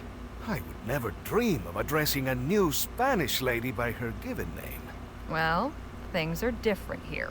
As I am learning. If you wish it, it will be so. Appreciate it. We'll talk more later. I look forward to it. Hey, Nadine. I do like Phil. Hello, Harley. Something I'd like to ask you. You seem quite well traveled. What's it like in a big city? Well, everywhere's different. I've never been to El Presidio before. It's big. Well, from what I hear, not as crowded as cities back east. Doubt it's anything you can't handle. Stick with us and you'll be fine. That is something of a comfort. So how'd you become a healer? Get to know her a little bit Did you better. go to school? No. I mean, I attended the missionary school for a few years as a child, but not to learn medicine. I was taught by Dr. Sedgwick. I worked as his apprentice for nearly a decade. He was 10 a years. wonderful guardian and mentor. I am grateful for all his care. You said Doc Sedgwick was your guardian? What about your parents? I never knew my mother. She died soon after I was born. My father worked for Dr. Sedgwick, which is how I came to his household. He took me in when my father died from an infected wound. I'm so sorry. How old were you? I don't remember exactly, but I couldn't have been more than 5. Did that have anything to do with you choosing to learn medicine? I suppose so. Yes. If I can save somebody's loved one, grant them extra time to cherish together, well, there's no better way to help people, is there? Agreed. When did you return to the Otham? I went to them in April of last year, but it wasn't a return. They took me in. People were leaving town, and there was less need for me at the clinic. It was Dr. Sedgwick who encouraged me to find my own path. The Otham were kind to accept me as a guest, but truthfully, I'm glad for this opportunity to travel with you and the others. You said the Otham took you in. They aren't your people? No. I don't know who my people are. My father never told Dr. Sedgwick, and I have no memories of him talking about it. I think my parents came from somewhere to the east, but I'm not even sure of that. Let it be said, drugs. There are good drugs out there, for sure. Have you ever tried tracking down where you came from? No, I've considered it, but it's complicated. Perhaps someday. Hey, I see something up ahead, by the side of the road. Looks like an oil derrick. Wagon's slowing down. Guess it caught Lola's eye, too. Let's have a look. Any particular reason we've stopped, Miss Johnson? I needed to stretch my legs. You might take advantage and do the same. Fair We're off enough. Again in about 20 minutes. Come on, Danny. Let's go have a look at that oil derrick. Excuse me, ladies. I have some business to attend to. Both of you can do as you like. Just stay within sight. Actually, I'm curious about this machine. Do you think I could ask you a few questions? Oh, well, I suppose so. Tools of the trade for an oil worker, I suppose. Tools of the trade. I'm curious about the oil. Somebody's out here sniffing for a fortune. Or just digging a very deep hole. Funny how the best things are often found in the lowest of places. Come have a look, Harley. What you got here for me? Hello down there. Who said that? Up here. Oh my god. People. Afternoon to you. What brings you folks to Cormac's oil rig? Just passing through, friend. I was just saying you've a fine setup here. Thank you, sir. It pleases Cormac to hear that. Oh god, he Sit speaks tight. in the third Just person. needs to make a slight adjustment. Then Cormac can come down for a chin wag. Oh boy.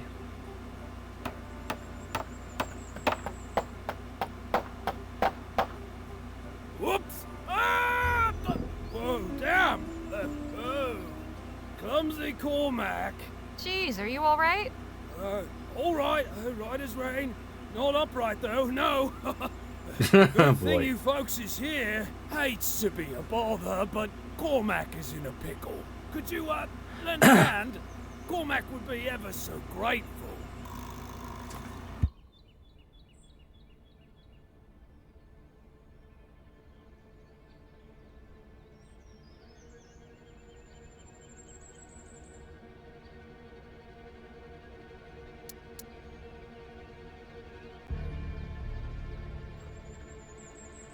Hey, Jake? Yeah? Any suggestions what to do? That rope doesn't look too thick. Should be able to cut through it. The trick will be keeping our friend from falling headfirst into that pit. Got anything on you that could cut rope? Afraid not. One of the others might. Danny? Hmm? Do you have anything sharp that might serve to cut the rope? No, but I could always shoot it. You think that will work? Definitely.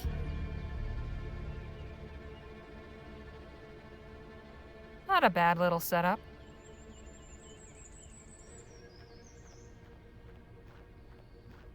Hang on, sir. We'll get you down. Cormac appreciated, miss. Not wishing to hurry you, but sooner'd be preferable to later. The blood's starting to pool in Cormac's poor head. His poor head.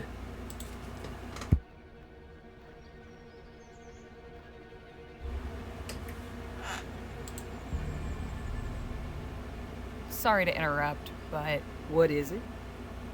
there's a man at the oil derrick in dire need of help. What happened? He's caught on a rope hanging upside down. We're trying to get him down somehow. And what do you want me to do about it?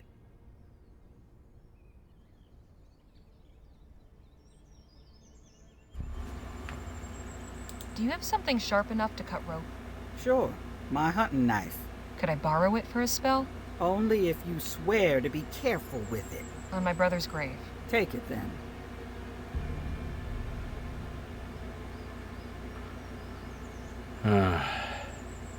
That man at the derrick still needs help. And what do you want me to do? Is there a ladder in the wagon? Not anymore, sorry. I'm not sure what you can do, actually. Thought is. Okay. Sorry to interrupt, but... What is it? Remove the space. Jesus Christ. Hey, Storm, could you take care of the bot?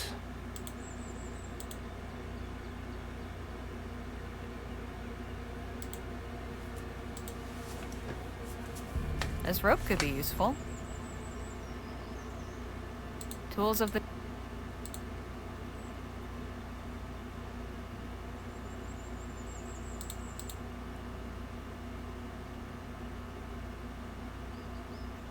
There's lots here, but nothing... Don't worry, we... Ah! Cormac! Are you alive? What do we do? Get the others. We need help to pull him out. Jesus Christ, I was not ready for that.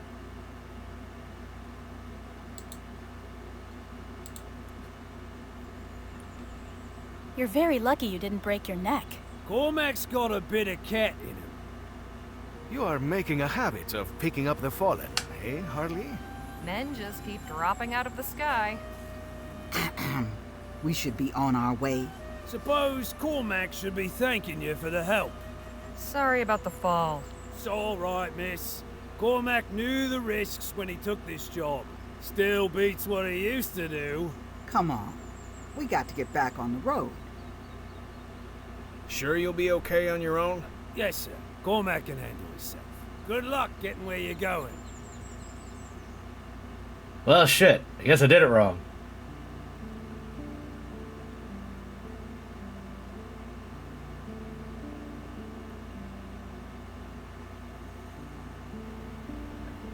Do I still have those items? Nope. Do not. Hey, Jake? Yeah, Harley? Did your travels ever take you to El Presidio? A few times. Can't say I much care for it. But that city's for you. Too crowded, too impersonal. I'll take the wide open countryside any day. Fair enough. I appreciate the chat. Anytime, Harley. Let's play a How game. about a few hands of poker, boys?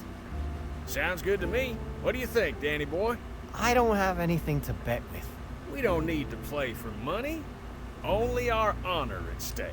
What could be more valuable, huh? Let's do it. Let's do it then.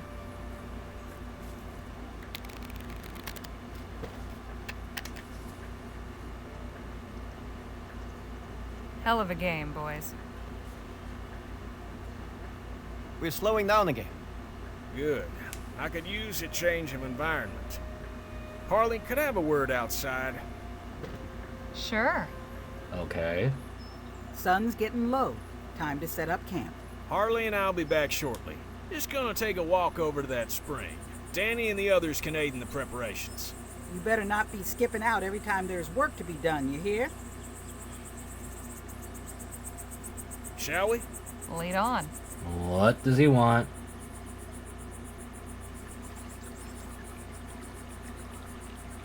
Would you look at that spring? I ain't seen water that clear since that time I went swimming with the Prime Minister's rambunctious niece. So, you wanted to talk to me about something? I did. I can tell you've got a cogitating mind, always assessing the situation, finding the risks and opportunities. Now that we've got a real posse assembled, I'm keen to hear your thoughts on our little venture. Everything seem hunky-dory so far, in your estimation?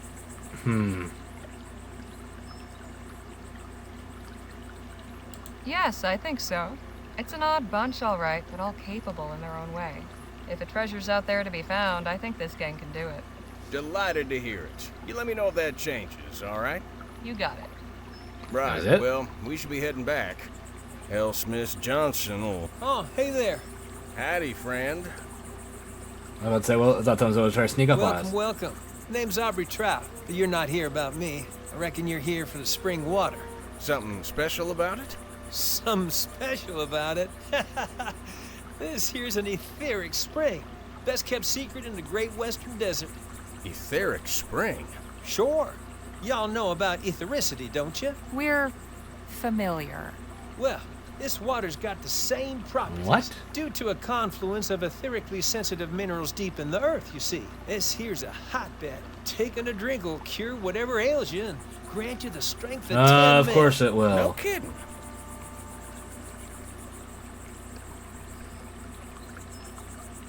If what you say is true, people would be lined up from here back to Rosewater. So where is everyone?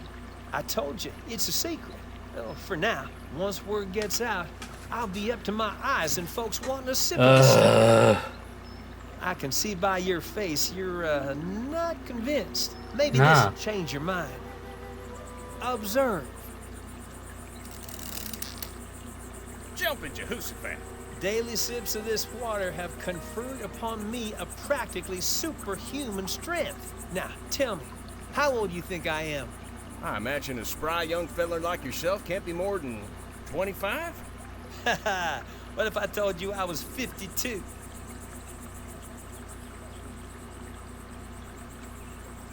So you're saying the water stops you aging? And reverses it. Why, my own sister wouldn't recognize me. Okay, look, I'll take a drink now. Watch me.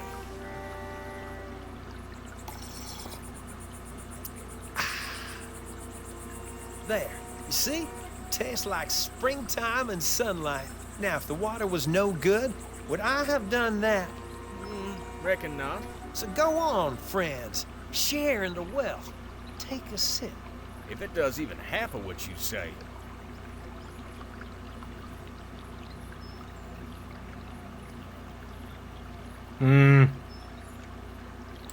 Wait.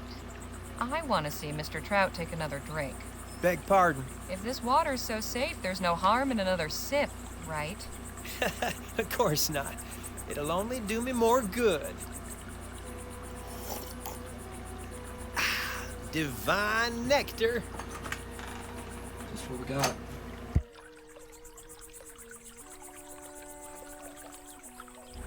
Alright, let's Not so fast.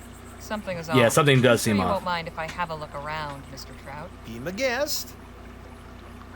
I swear he sounds familiar. Like, I know that voice actor. I wonder if it's Cam Clark. I think he was supposed to be one of the voice actors in this game.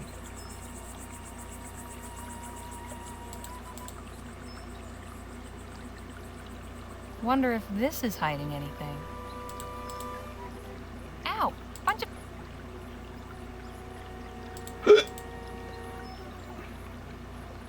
What's this?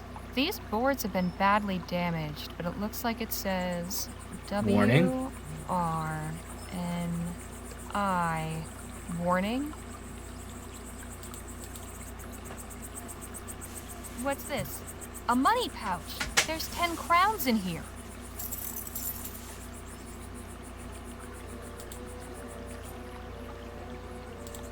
Okay, what's in this one? Nothing but twig.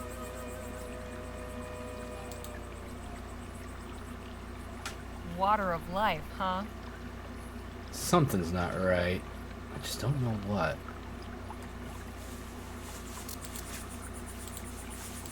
Water.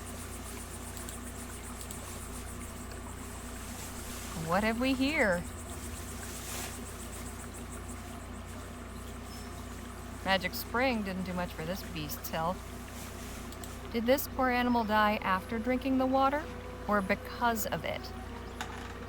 Is there anything else I can click on?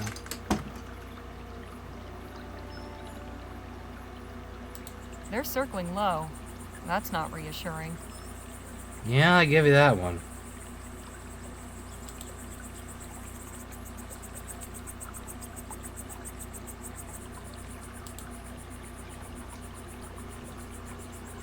Looks refreshing, but looks can be deceiving. All these trees look dead. That can't be a good sign. All these trees look dead. Ah, I that got can't natted. be a good sign.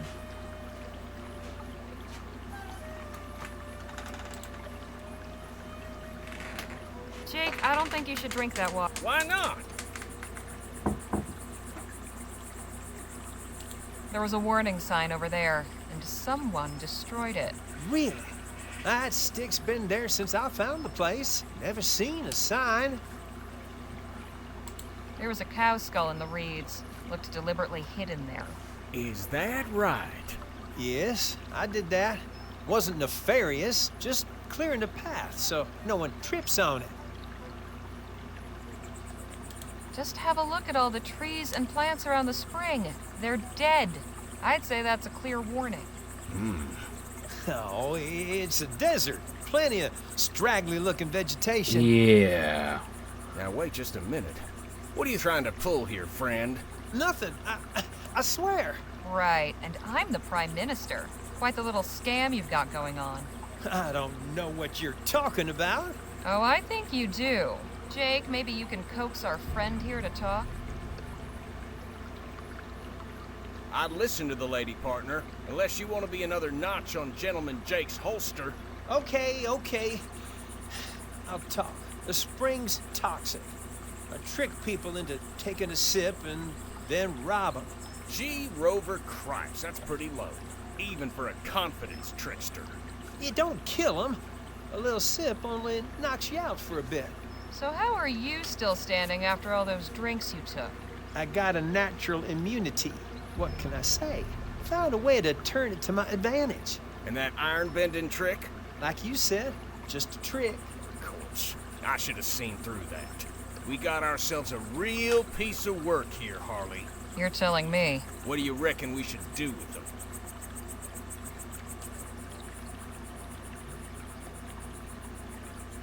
We can't let him work his tricks on anyone else. He needs to be punished. I agree. Please, don't kill me. Do we look like murderers to you? We need to make an example of him. I've got just the thing. I mean, I think this is Go get me fair. some rope from the wagon, would you? All right.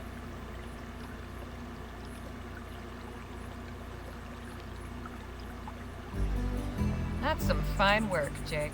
Thank you. Maybe now our friend will think twice about leading people astray. Shall we? Wait! You're just gonna leave me here? Oh, plenty of folks travel this road. You know that, or you wouldn't have bothered laying your trap. I'm sure you'll encounter some charitable soul. Eventually. Speaking of charitable souls, I found a stash of stolen money while I was snooping around. Well, ain't that something? Come on, let's head back and see how the camp setup's going.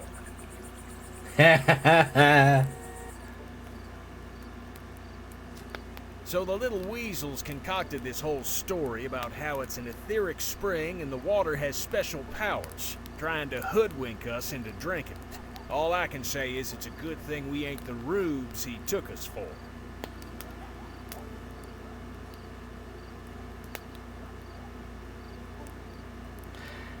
I'll let him save face. I feel sorry for anyone falling prey to his tricks. He was a crafty one. Even so, gotta get up pretty early in the morning to pull one over. I'll let him have it. So what happened when you found him out? We got a full confession. Turns out, the water's poisoned. The snake worked up some scheme to get passers-by to drink, and then empty their pockets as soon as they were out of commission. Leastways, I think that's what he said. Couldn't catch half of it through his blubbering and sniffling. I ain't letting you get away with that one. What are you talking about, Jake? He wasn't exactly happy about being exposed, but he wasn't crying or anything. I was trying to add some drama, okay? You harbor. Look, I covered for you in the some first part. I'm not gonna do this. yourself, don't you? It's called storytelling. So how'd you deal with him? We made an example of him. You No. killed him? Let's just say he won't be harming anybody else. Don't worry, Nadine. Jake's just pulling your leg. We left him tied up next to the spring and wrote up a sign warning about what he did. And whatever happens after, I guess, is up to the next person who comes along. Oh, well, that's a relief. Sounds like he got off easy. The chili's almost ready. Harley, can you come help me and Phil serve? Sure thing.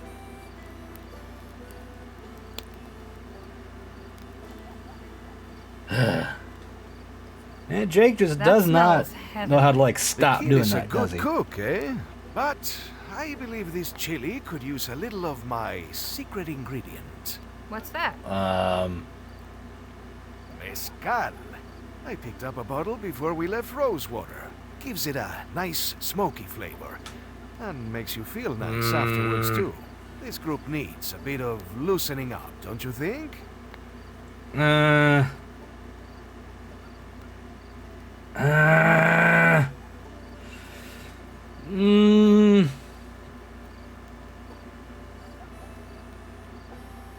I mean, cooking with alcohol is not abnormal.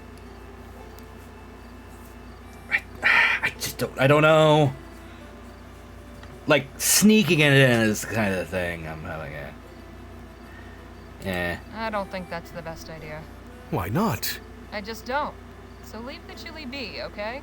Whatever you say. We should be ready to serve. I don't know, I just had a feeling. Just one last taste. Perfect. Come on, let's fill up these bowls and get everybody He would fed. have known. He would have known. That's it. That was some mighty fine chili, Danny boy. Glad you liked it. I'd say it was the best damn chili I've ever tasted. You ever decide to give up gunslinging? Maybe you could open up a restaurant. You really think so? I'd be a regular. Gosh, thank you. It's a nice night. Perfect for relaxing and enjoying the company of one's comrades. The best part of the day. I have always said that the battle is won or lost around the campfire the night before. Oh, I could just talk to people. Doing all right, Miss Johnson? I'd say so. If you'll excuse me, it's been a long day. I need to rest up for tomorrow's drive. Night all.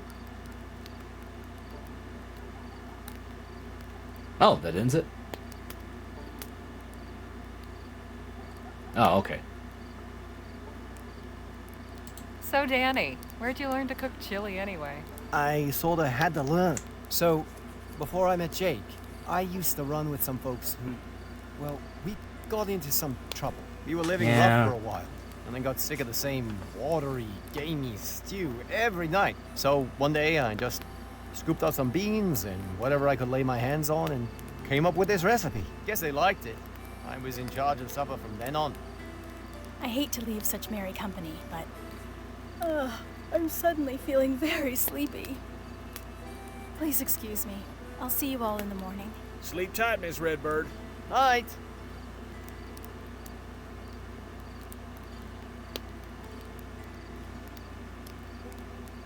You look like you're enjoying yourself. And why should I not be? We have fine weather, good food, good company. Are you not? Well, sure. I mean, this is great and all, but... Ah, I see. You are one of those people.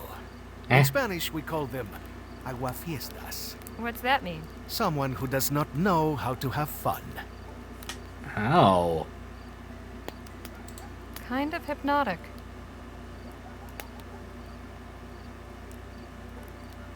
I had my doubts about that contraption, but it's really come through so far. Oh, that's good at least, yeah. Hell of a day, huh, Jake? I'll say.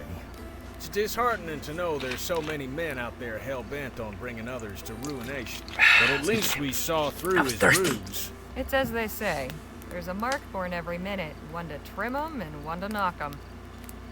I know I was a little captious during your retelling. I didn't mean anything by it. World's full enough of bullshit, so I try to tell it like it is. Fine quality for a journalist, I reckon. Hell, it's the entertainer in me that compels my stretching of the truth. What's the point in telling it like it is if nobody's interested enough to listen? Maybe that the best path lies someplace in the middle. Time for me to call it a night. Night, Harley. Buenas noches. Sleep well.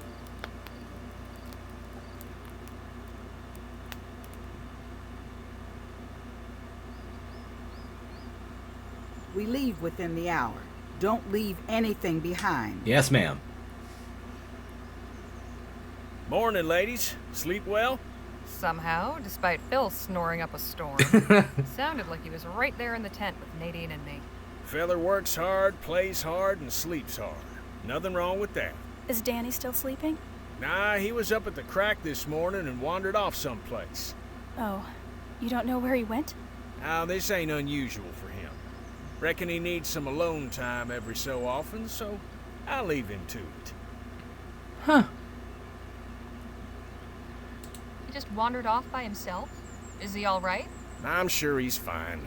But just in case anything's amiss, why don't you go look for him while Miss Redbird and I pack up the tents? I'd ask Miss Johnson, but I don't want an earful.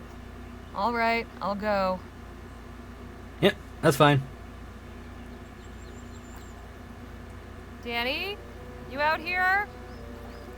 Where in the ether could he have gone? Uh-oh.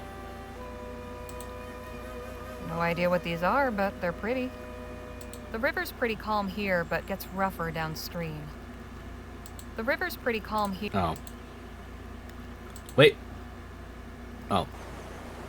Danny, there you are. Oh. Hi, Harley. Didn't you hear me calling? Oh, sorry. No. Sound of the river drowned it out, I guess. Is everything all right with you? Sure. I'm fine. Come on, Danny. You can tell me. It's just... I like Danny. I miss Petey, my friend. Today is 3 years since he died, so... I just wanted to be alone.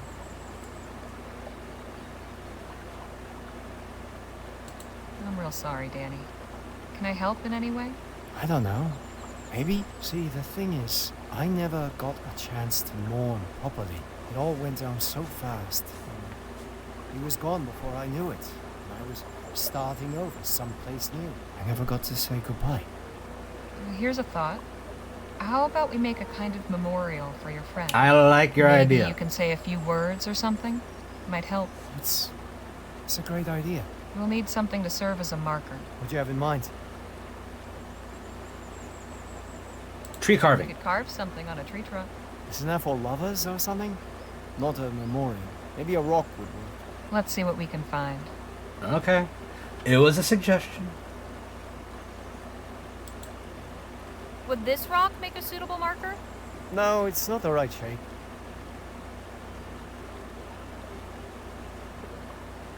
Let's go here.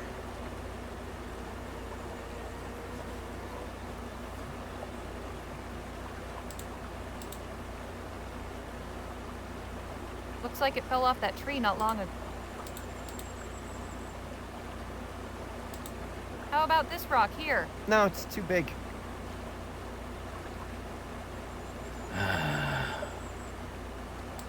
It's especially rough here.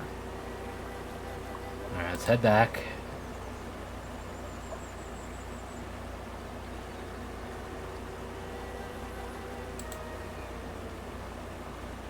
These flowers are a nice shade of blue. Rock over here? Rock over here.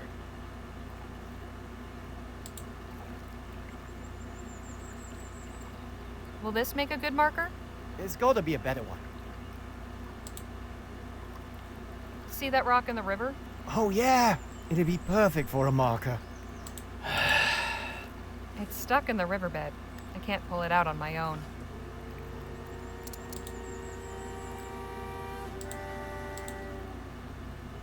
Daisies, I think. God damn it. Okay, can I use...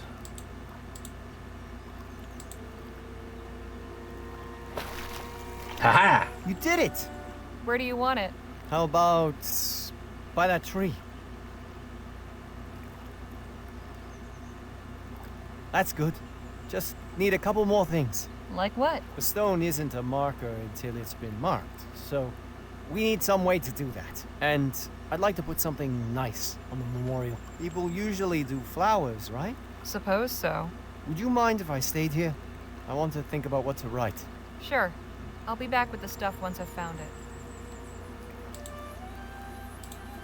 Let's pick these.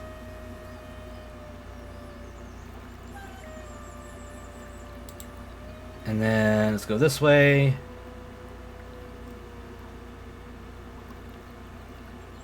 And we'll pick these.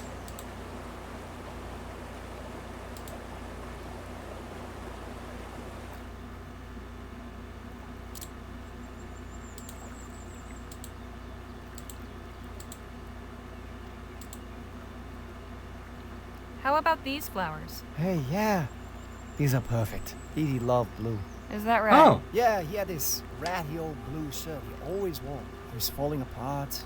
Smelled awful. But he insisted it was lucky. Made the rest of us wear something blue for luck. Hence your vest. Yeah.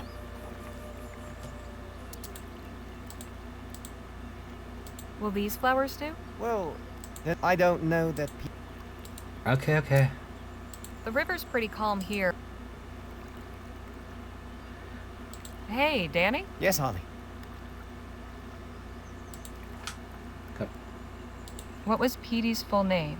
His full Chinese name was Si Peng Fei, but we called him P.2, just like everybody else called me Danny.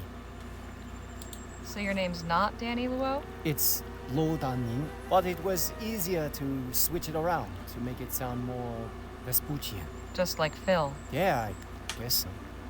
Funny, you're the first non-Chinese person I've ever told my real name. Not even Jake knows it. Well, I'm honored.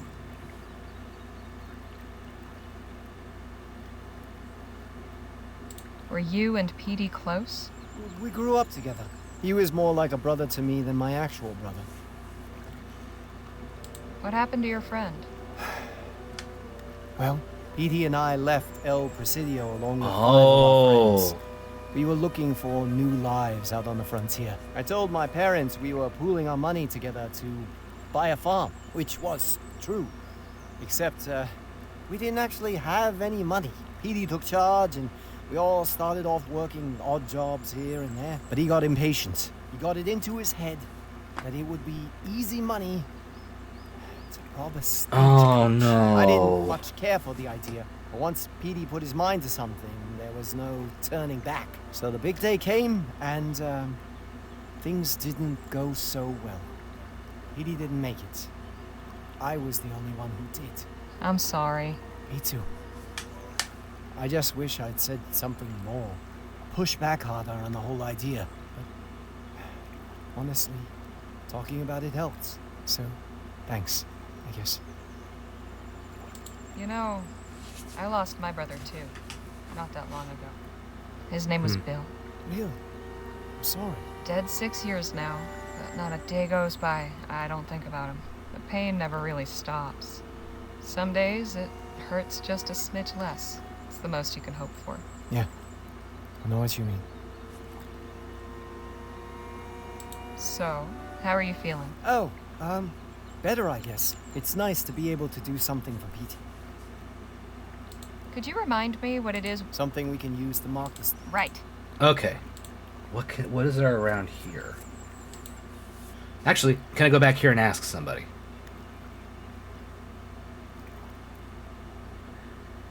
Ooh, right. The soot. Nothing but ashes and a... This should work to mark the stone. What was it? Some charred wood from last night's campfire. Ah, okay. Oh, hit the wrong thing. I clicked off the screen. And select and gib. I give to you writing utensils. Here, you can mark the stone with this. Yeah, this is great. Thanks, Holly. That's everything, right? I think so. Well, I haven't got any incense paper, so this will have to do. It means a lot. You taking the time to do this. I'm sure you had better ways to spend the morning. Can't think of any. If you don't mind, I'd like to be alone for a bit. Sure thing. See you back on the wagon.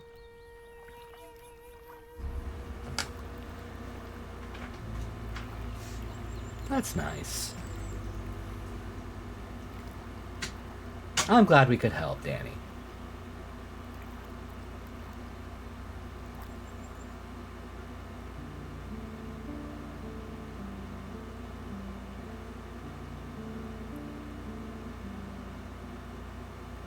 I'm liking the road trip portion of this so far.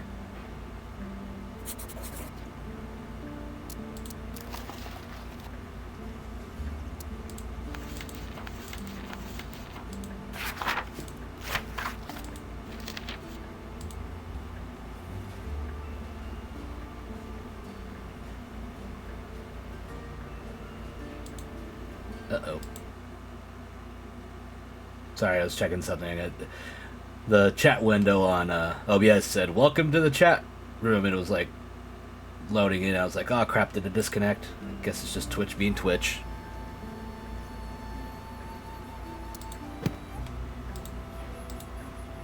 Let's pass some time reading. Scooch over a touch, would you, Phil? What am I gonna find this time in my book? Folks, we're making a brief stop. There's a lady by the road might need some help. Let's see if we can be of assistance then. Okie dokie. Have you been stranded out here, ma'am? Oh, no, not at all. I can see how it might look that way, but I assure you, I am here with fierce and deliberate purpose. Okay. What? Are all these holes your doing? Indeed. This is my dig site. Please be careful where you step. My name is Amber Lee, and I am a paleontologist. Beg your pardon? It means I collect and study fossils. Fossils? You mean bones? Yes, that's right. Bones of the great creatures that roamed these lands millions of years ago. The mighty thunder lizards who shook the ground with every step. This wasn't always a desert, you know. It may seem difficult to imagine now, but millions of years ago, this was all a vast, lush rainforest. The perfect habitat for these awesome beasts. Suppose everybody needs a hobby. This is no mere hobby, sir. This is my vocation. In fact, I have been invited to exhibit my findings at the esteemed Jolly Good Club in El Presidio. The Jolly Good Club?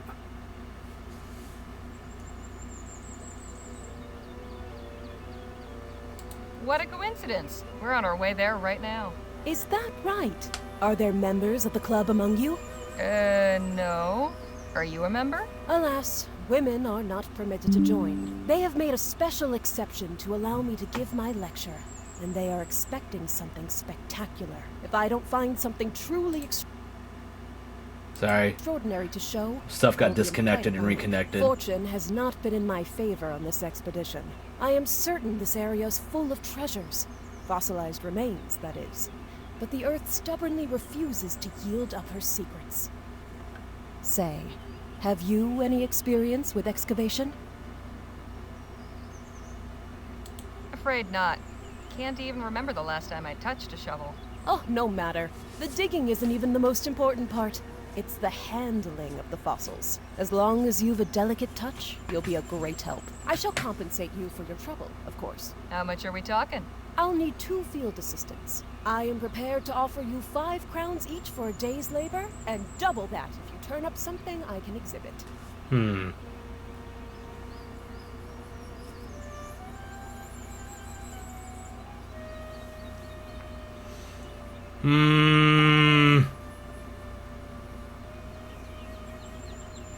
We have only your word that there's something here to find. How about you make it 10 crowns each, whatever we turn up? If you've no taste for the risk and prefer a certain fee, let us meet in the middle. Say 15 crowns to split between you? I suppose that's fair. You taking point on this, Harley? Guess so.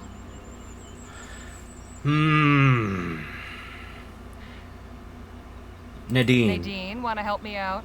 Of course. Now remember, we are searching for bones belonging to the great dinosaurs that I believe were once abundant here.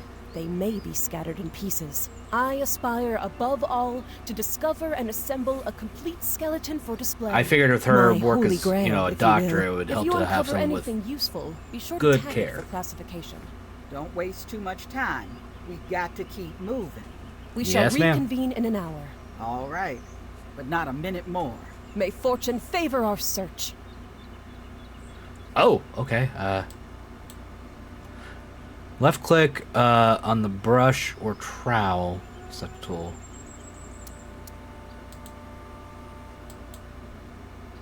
Oh, whoops.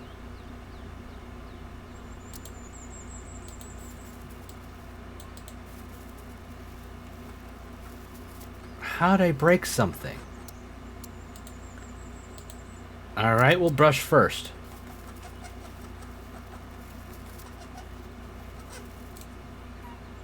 Just sand and dirt.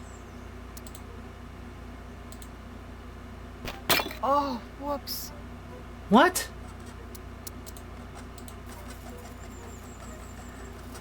And what have we here?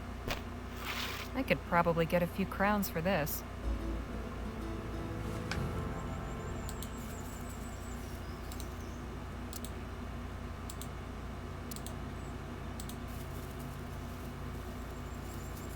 And what have we here?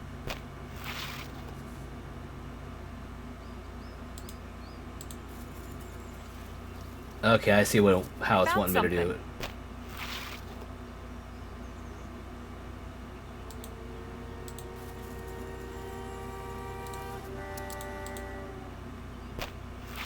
Okay. I see what I did wrong.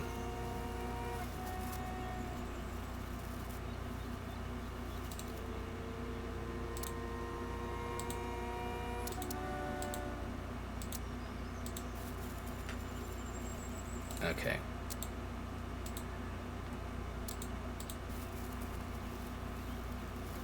I found something. Must be my lucky day. This comes with me. And what have we here? Let's tag that one.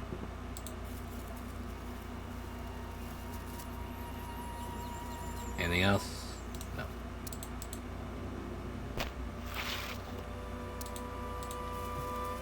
Ooh, this is interesting. Looks valuable. I'm keeping it. Nice. Say, this looks promising. Oh, yeah. Okay, I figured out a little late how to do this, but at least I figured it out. Sand's a touch cooler down here. Oh, I can go deeper. Ooh, this is interesting.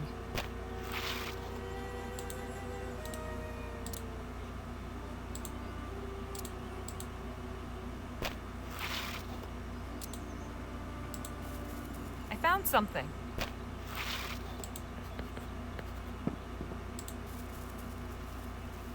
I'm a real archaeologist boy.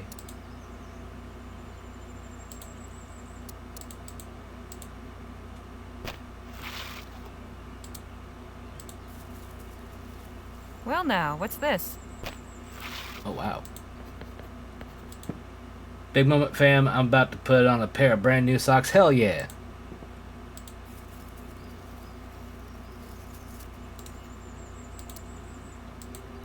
Let's go with this one. This actually got us something last time. Ooh, this is interesting. Phew. I broke stuff. All right. Place everything you found on the table here, and we'll have a look. Not a bad yield. You found some quality fossils. As for your companion, goodness, you've also found some wonderful fossils. Yeah! This is quite a collection. Here is your fee, as we agreed. Thank you again for your assistance. Don't mention it. Good luck with your exhibition. I knew she was the right one to pick. She got them careful hands. Them fingers that know how to dig, and how to find.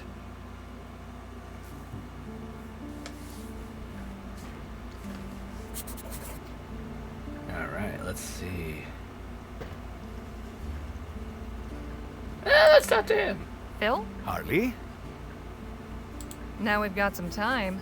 Care to tell me about how you came to Vespuccia? I can appreciate your curiosity, although it is painful to relate. But you may as well know. I had assembled Lieutenant General de la Vega and several of my men in Jicotea, a small village on the Loyola River. We were preparing an operation to liberate the nearby town of Caballo Viejo.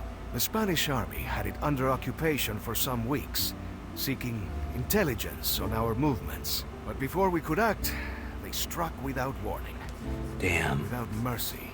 They did not confine themselves to fighting armed revolutionary soldiers. Old men, women, children, all were valid targets in their eyes. That sounds kind of familiar. All collectively responsible for resisting imperial rule. Victory was out of the question. We were hopelessly outmatched.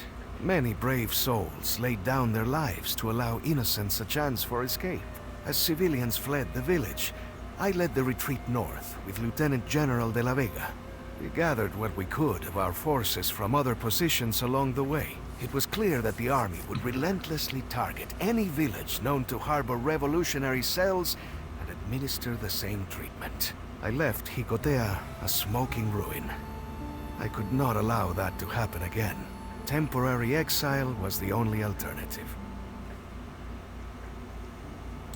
Holy hell, what a story. I'm sorry you had to go through that. Do not be. The Spanish have shown their true colors and made the necessity of our struggle only too clear. The day will come when I will gather my army, renewed in force and in spirit, and return to our homeland to reclaim what is ours. So, this revolution, what exactly is it you're fighting for? What does any man who is oppressed fight for? Freedom. Simple as that. The imperial government has grown fat on the labor of the masses. They torture and imprison anyone who dares speak out against their abuses. My people and I are straining to throw off the yoke of colonialism. We'll talk more later. I look forward to it. I can still move, okay. I'm a level fam. You put 2 doors in front of me. Behind one is all the baddest people you've ever seen and all the drugs I can imagine. Behind the second door is a single pair of new socks. I'm going with the socks every time. I'm glad they're comfy.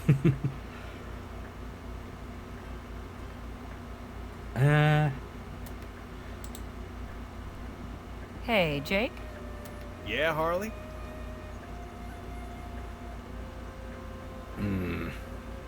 Looks like we have some time on our hands. Let's hear a story. How about a story? Sure, why not?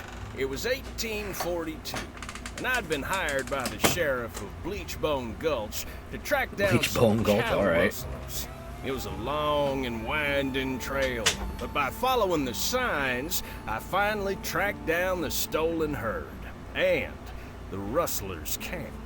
So I went back to town and gathered up a posse, 4 able-bodied men plus myself. That night, we went back under the cover of darkness. We had the element of surprise, but we were outnumbered 3 to 1. I wonder how much this is actually Before I true. knew it, the shooting had started. It was a long and bloody gunfight. In the end, yours truly was the last man left standing. I drove that whole herd on by my lonesome. They were all back home by dawn, with not a head missing. Lost some good fellers that night. But that was the end of cattle rustling in Bleachbone Gulch. Hell of a story. Now there's plenty more where that came from. You think that charlatan at the spring learned his lesson? I doubt he'll be trying that little scheme again. I hope not. Soon. I appreciate the chat. Anytime, Harley. About to stop? Leger, get up here a minute, would you? Oh, yes, ma'am. What's going on? I don't much care for the looks of that sky. No? Looks fine to me. Give it half an hour and it won't. There's a dust storm coming. We need to seek shelter fast. We can't just stop and wait it out on the wagon? Even secured, there's a chance it could blow over. I'm not risking it. There's That's a fair. house up ahead a ways. We'll stop and see if we can shelter there. All right. I'll let the others know.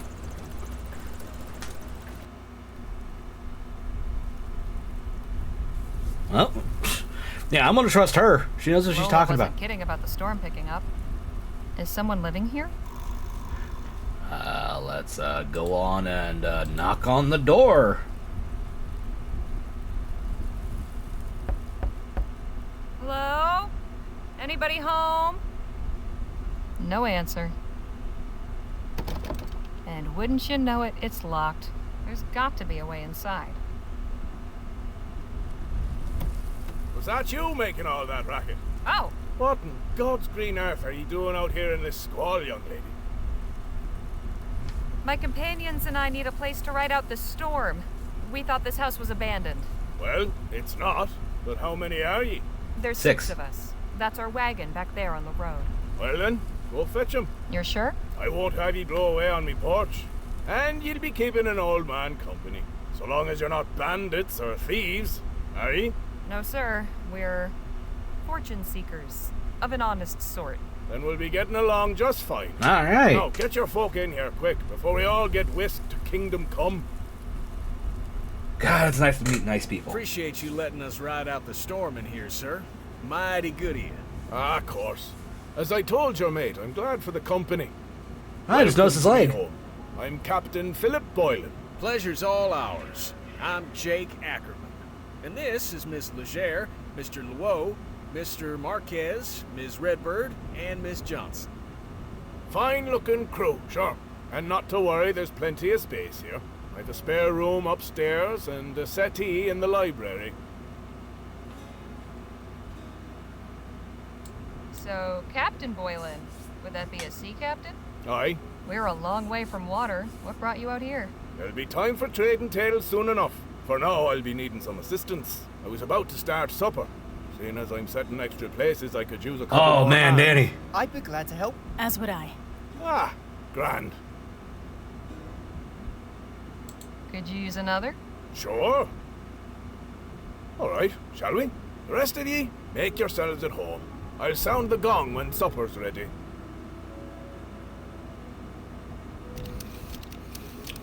Ah, yes, peeling the Excellent potato. work, galley crew. We'll be feasting within the hour. You're fortunate to be so well provisioned. We recently visited a community that was having trouble with their crops, although Harley found a way to help. So, Captain? Aye? What are we helping you prepare, anyway? I'll give you a clue. It's got potatoes in it. Damn, I never would have guessed. I don't like the captain so far. Seriously, why ruin the mystique? You'll find out soon enough. Alright. Captain, I was wondering... Aye? Where did you get that gong? Oh, that were a gift from an old friend who spent a few years sailing out of Shanghai. Is that from whereabouts ye hail yourself, Mr. Luo? Me? Oh, no. That is, my parents came over from China, though I'm not sure where exactly. They never talk much about it. But my brother and I were both born in El Presidio. Ah.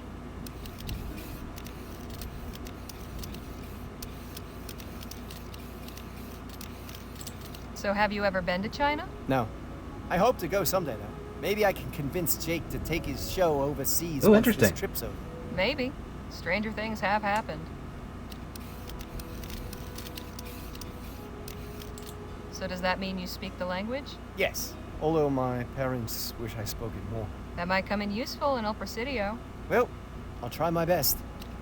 Well, this should be plenty, thank you. Why not go rest up? I'll sound the gong when supper's ready.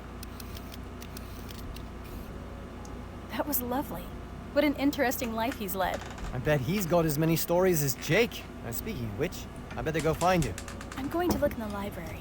See you at dinner. I see a picture up there. That looks like it's of Lamplight City. Painting of a harbor. I feel like I've seen this somewhere before.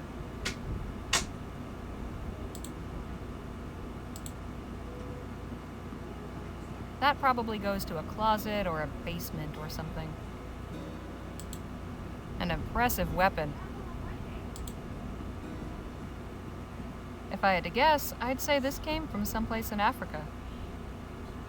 I don't like that there's a door there. A seaside landscape. I'm detecting a theme.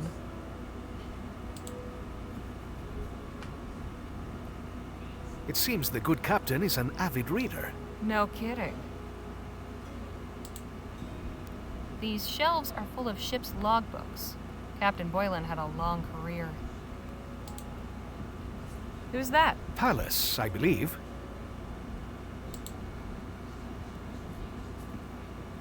That's a nice instrument. Isn't she?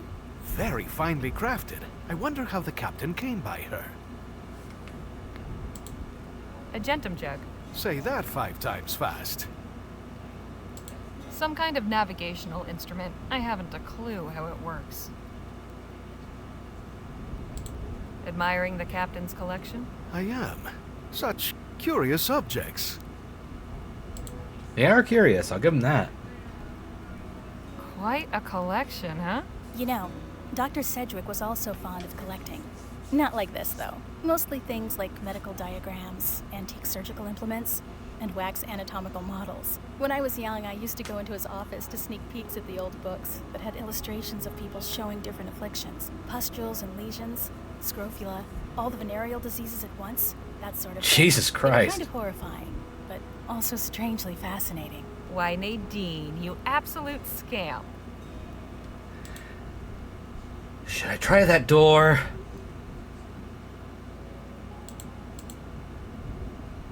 It's locked.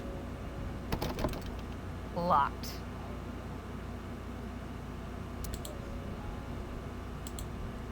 An ancient arrowhead I found buried in the desert. A piece of petrified wood from the desert. An old Spanish doubloon. I wonder.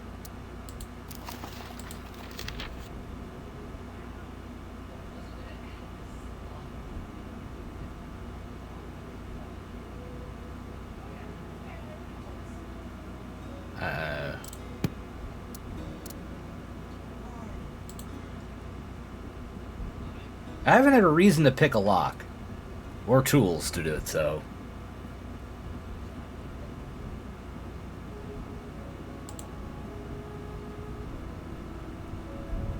The plaque says the Corunna. Oh, that's interesting. There's a little model sailor that looks kind of like Captain Boylan. Wonder what's in the chest. A plain old sea chest. Don't know if I should try opening it. Hey, I've seen this sort of thing before. I believe it's Whale's called teeth. scrimshaw. It's got an old sailing ship on it. It's been carved with a whale design. It's got a seabird on it. A pelican, I think. Someone carved a lighthouse onto this. So who's in here? This is the water closet. Ah! I found the turlet.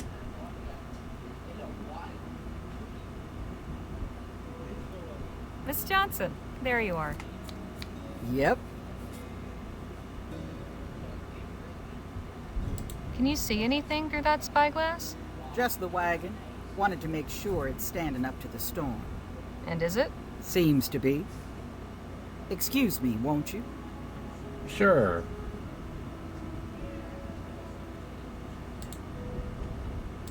Let's look through. I can just make out the wagon through the dust.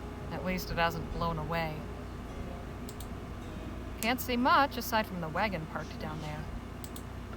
Captain Boylan was quite dashing in his youth. A musty-smelling mess of laundry.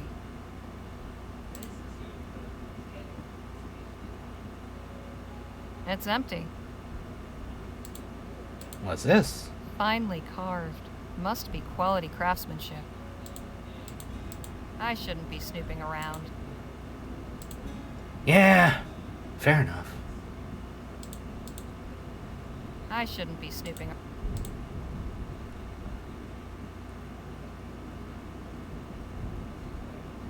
Wasted no time making yourself comfortable, I see.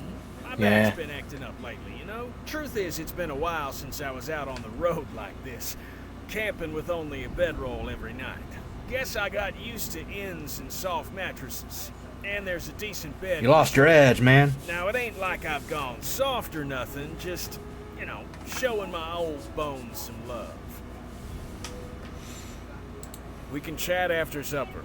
Right now, I could use a rest. Alright, alright. Hey, Danny. Hi, Harley. Do you mind if we talk later? I'm feeling a little white. Sure, not a problem.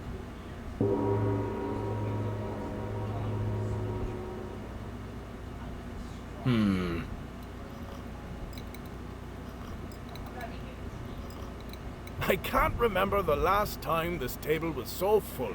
How are you finding the fare? Not bad. Most satisfactory. The very soul of rustic simplicity. Quite simple and, unadorned. Guys, you can say it's plain.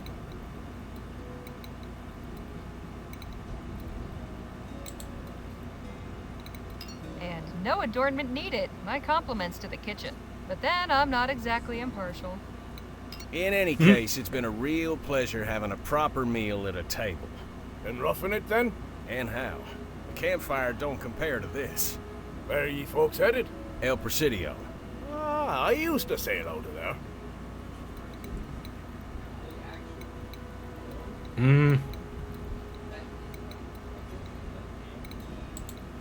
Since you know the city, have you got any advice for a first-time visitor? If you ask me, and you did, We the did. heart of the city's the wharf.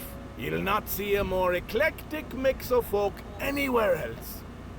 You said you sailed from El Presidio, Captain Boylan? Aye, for many a year. I used to captain a whaler. No kidding. You must have some stories. A fair few. I could tell ye about the largest beast we ever snared. The one what took me leg. Oh.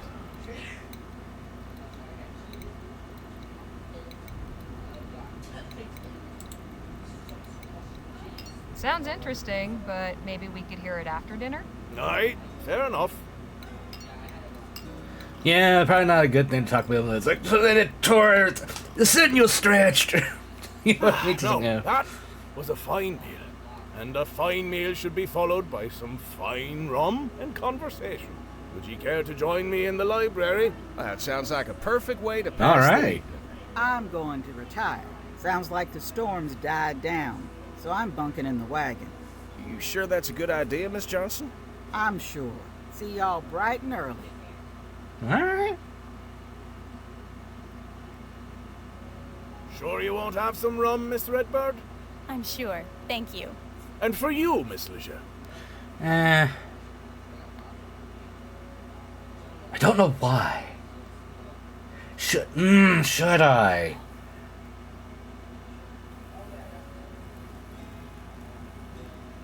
You know what? Why not? Don't mind if I do.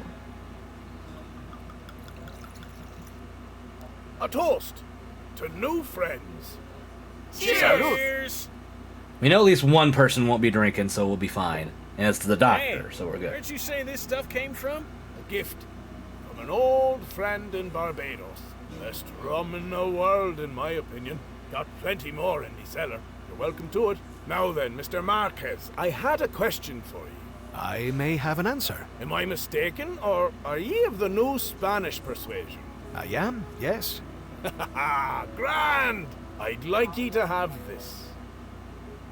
I'll just give it to him? She belonged to an old friend of mine. New Spanish, like yourself. He used to play the most beautiful music. He left her to me when he died, but I always felt she should return to her proper home, as it were. I'm honored. Suppose I ought to have asked if you play. In fact, I do. A little bit, Ooh. anyway. Go on, Nice. then. Give us a song. Very well, but let me tune her first. We get a song. I'm excited.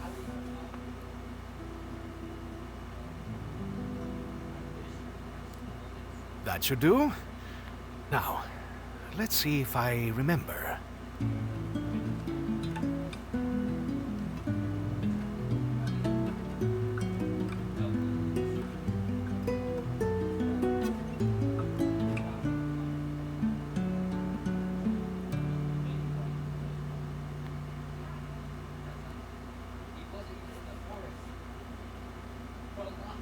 Goodness, that was beautiful. Where did you learn that? Thank you, Harley. I had a tutor as a child. My father insisted I learn to play something, so I chose the guitar. Well, ain't you just full of surprises? I think this calls for another round. Here, here.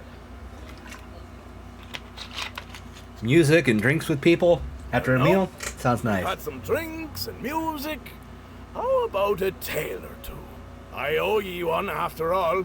Go on then, tell us. Jesus, it was back in 25.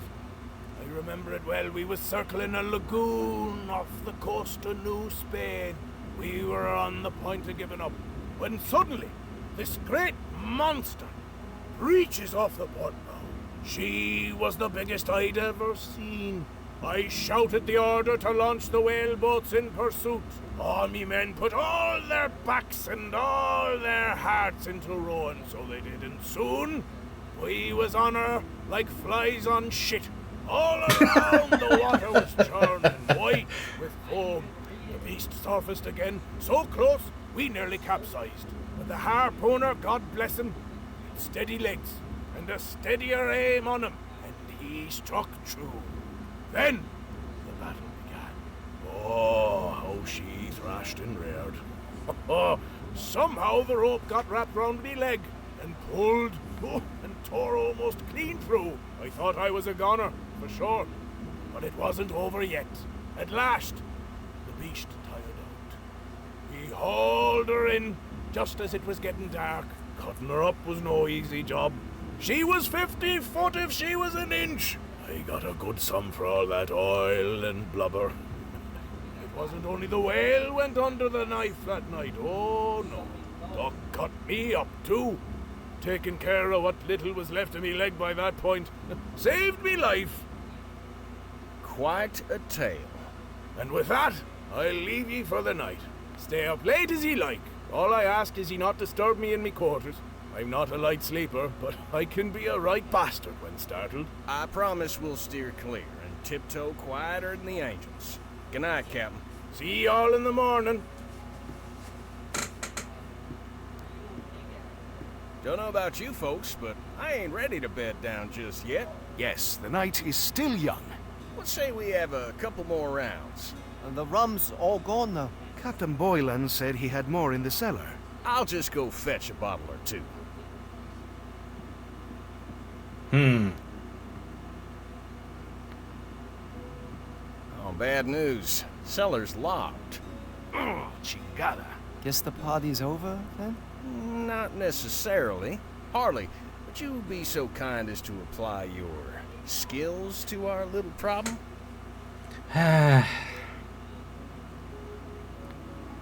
Sure, I can get that door open. Trickier without lockpicks, but I'll improvise. Atta girl. Let us know when you're done.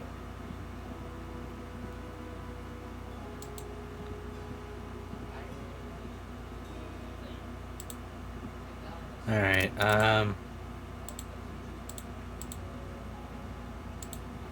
That won't get the door open.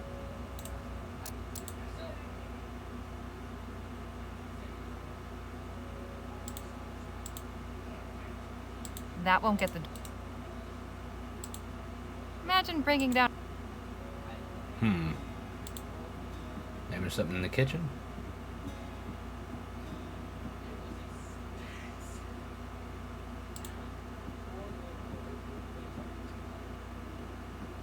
Well stocked, but not with anything I need.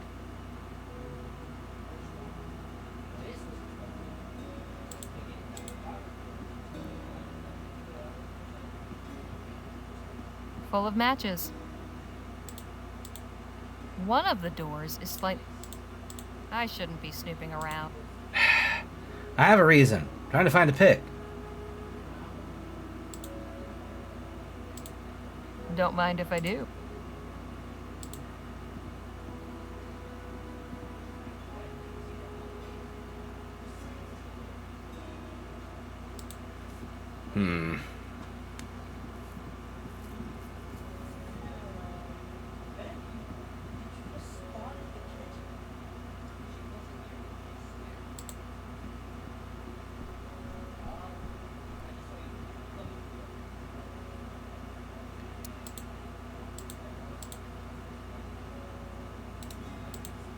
Alright, let's look in here. Maybe there's something.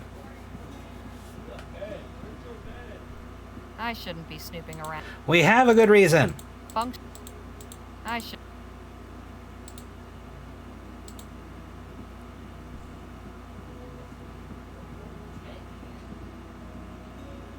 Ah.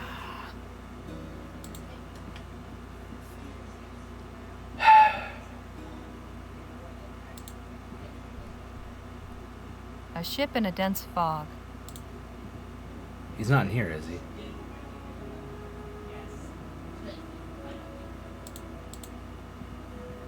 I shouldn't. Well, I'm literally looking to find something to, like, open this. God damn it.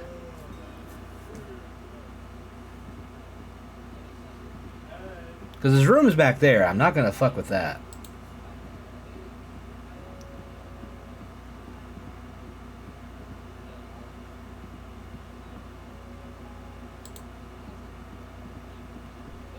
Please try not to get us... I don't know if this is a good idea, but once Jake... Have you gotten that cellar door open yet? Time's a wasting, Harley. Get that... What the fuck do you want me to do? A poker for Stoke. This could be useful.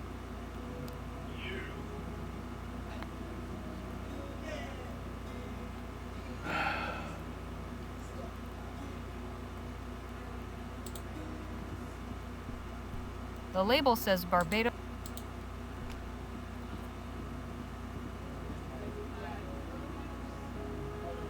Alright, before I do anything else.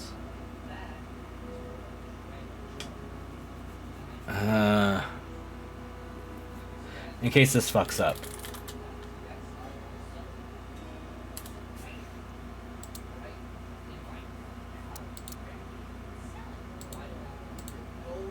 Pointy.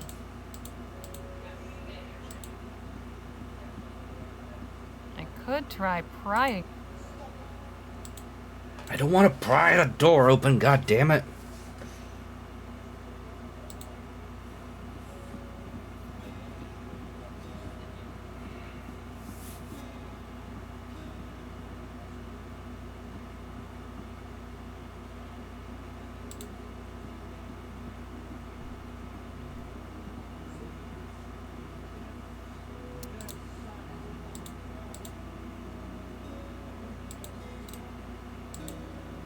There's gotta be a way to do this.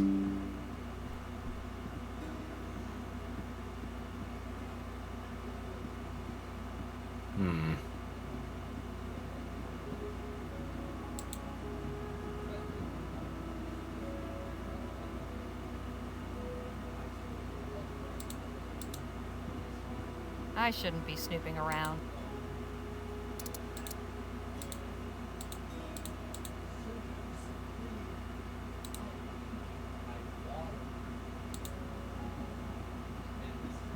For an old sea captain, Boylan's got some rather modern conveniences. Okay.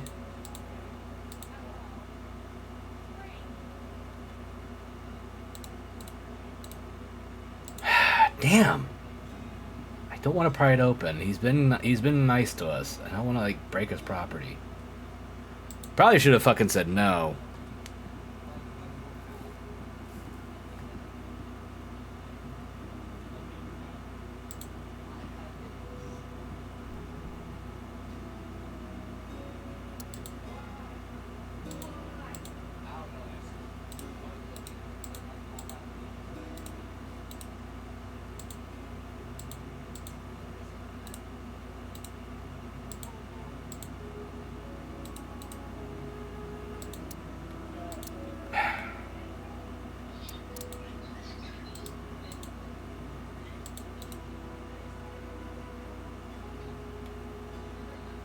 Gotta be something. The plaque says the Okay, that didn't change anything. the port of Gascon, if I'm not mistaken. Been years since I've seen it. There's gotta be something.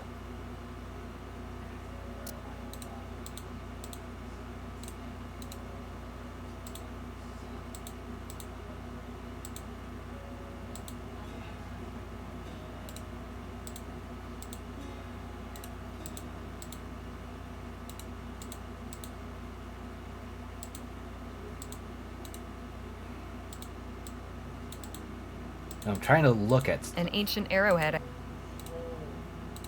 Damn, I don't know what I can do.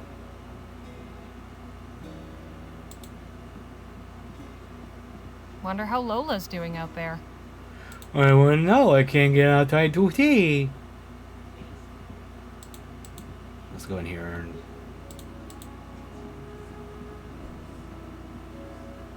I can just make out the wagon through the dust. Can I just open this now? I shouldn't be snooping. Damn it. I don't want to pry it open. I feel bad if I did. I may have to load in and just say no.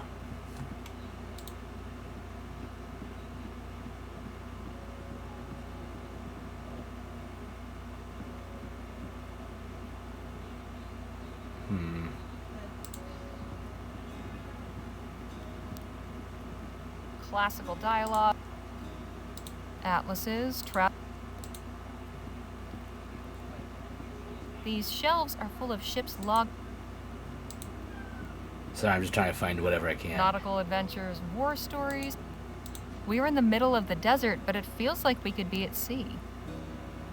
What am I missing? I don't want to use the poker. I feel bad. I don't know if this is a good idea. Please. Time's a wasting. Well, you fuckers aren't helping.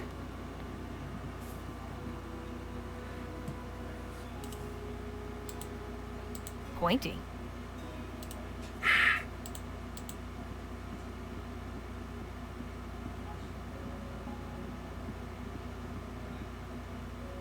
I hate doing this, but...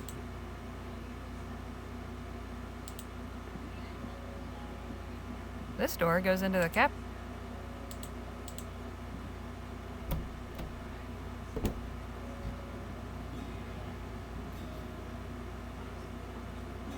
Oh, I don't like this.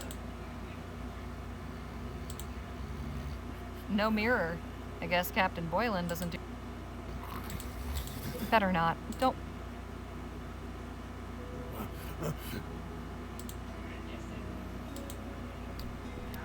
A set of keys. What? Okay, okay.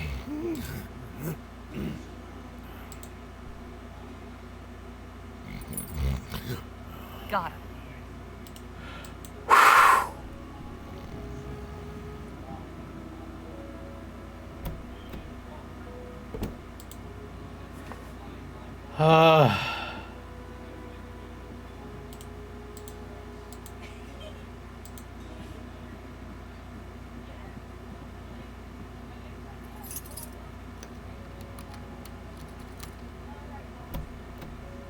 Jake? Phil? I got it. Nice work, Harley. Now let's go get that rum.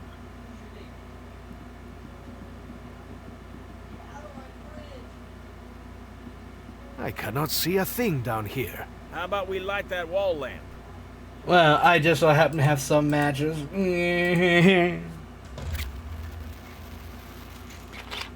Much better. Now, about that rum. What was that? Sounded like the captain's voice. Come on. You heard it too, huh? Yes. It came from upstairs, I think. It sounded like Captain Boylan, but aren't his quarters on this floor? I thought the same. Perhaps we should go see if he's all right. Yep, you and Miss Redbird check the spare room. Danny and I'll check the bedroom.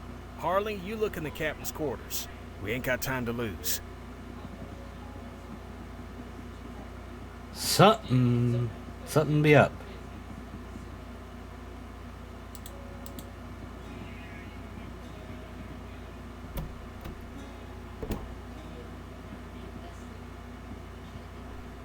Odd. Captain Boylan's not here. Where could he have gone?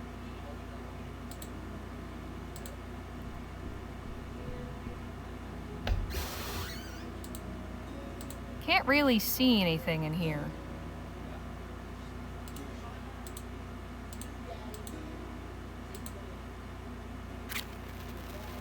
Hang on. What's this? There's a small switch in the back. Look at me being all smart. Well, I'll be damned.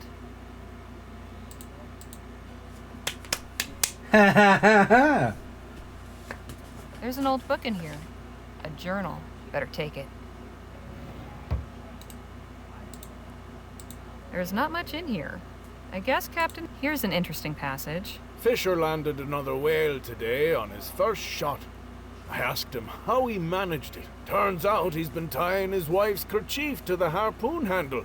Swears it brings luck and improves his aim. Ah, to be young and in love. Since I have a reason to search everything fucking now. I shouldn't be snooping around.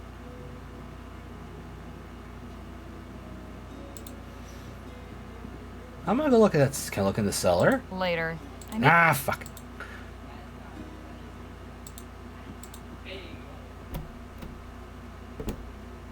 Alright, up the secret steps.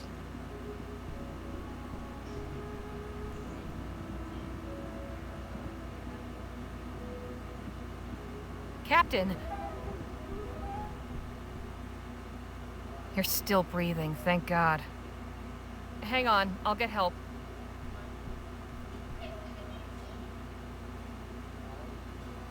He appears to be fine physically, but he seems to be in some sort of trance. A trance? How do you mean? His eyes are open, but he's not really awake. He's gone within himself. I've seen people do this voluntarily, to meditate or relive certain memories, but Captain Boylan seems trapped. Trauma. Is there anything we can do? I'm not entirely sure. Did he say anything when you found him, Harley? Not a word. I'm at a loss. Something brought this on, but what? Could it have something to do with this room? If he went to the trouble of building a secret passage, it must have some significance to him. That's a very good point. I would say this place is a sanctuary. But from what? The man lives alone in the desert already. What's he need a secret sanctuary for? Look, on the wall there.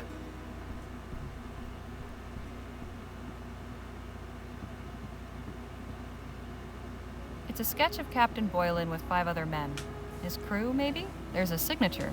A. Kranich. Kranich? God forgive me. Captain, can you hear me? The doom? The doom? The doom! What doom? What do you mean? I came from nowhere. I ought to have taken heed. I ought to have let it take me. Captain? Captain? He's unresponsive again.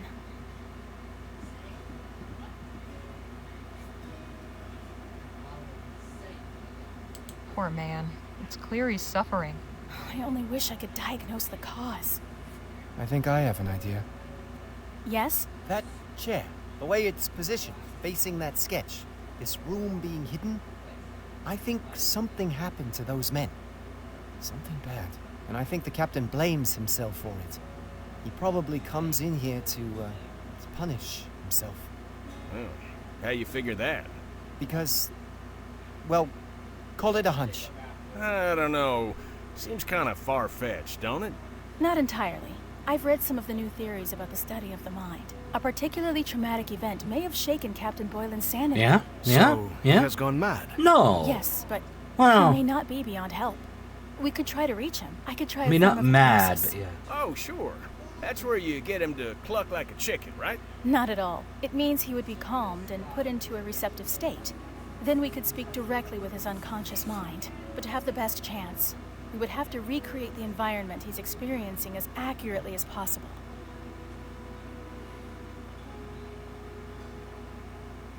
Recreate the environment? Just how do you propose we do that? We must each take on a role. Oh, you mean like play acting? Something like that. If we can each convincingly assume the identities of the men in that sketch, the captain may feel they are truly here with him. His fantasy will become clearer, and we'll be able to guide him through and out of it. Sounds just crazy enough Hey, to work. why not? But we know nothing about these men, aside from what they look like. Which means we need to find out more. The more details we have, the better. Then let's put this show together. Harley, you're good at finding things. See if Captain Boylan had a diary or something. All right, I'm on it. There's not much in here. Here's an interesting... Fisher landed another whale today. Turns out... Sorry, pardon me. What's this, a journal? Captain Boylan's personal one. I see. Well, I'll let you pore over it for any pertinent information. Well, thank you. That's Captain Boylan on the left. The 5 other men must be his crew, but I have no idea who any of them are. Alright. Storm seems to be passing. Alright. Onwards and upwards. Well, downwards in this instance. And then upwards again, because I have to go upstairs and search shit. Looks like a sea bunk. Guess old habits die hard.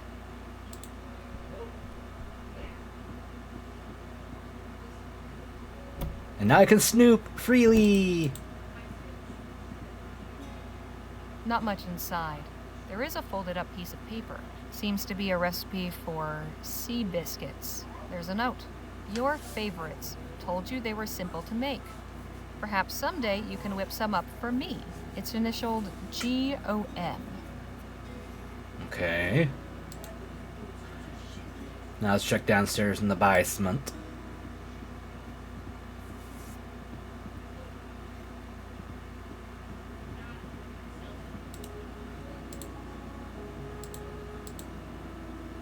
Let's light this up so I can see more, because I have a feeling. There we are. An old navigational chart. Enough rum to last a lifetime. Or an evening. Okay. Probably full of more rum. A crate chock full of rum bottles. This crate's been emptied.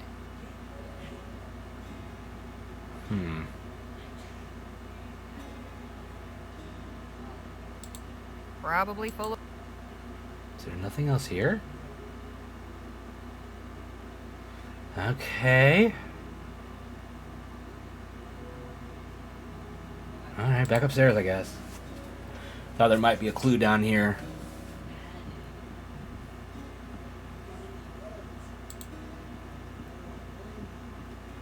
Ow. So we got the drawer, we have the sea chest, and we have the dresser.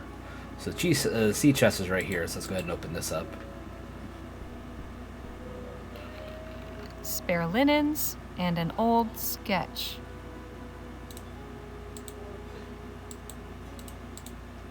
A sketch of a ship, the Derwent. There's a note. Captain Boylan, looking forward to our first voyage together. Signed A. Cranach. Cranach?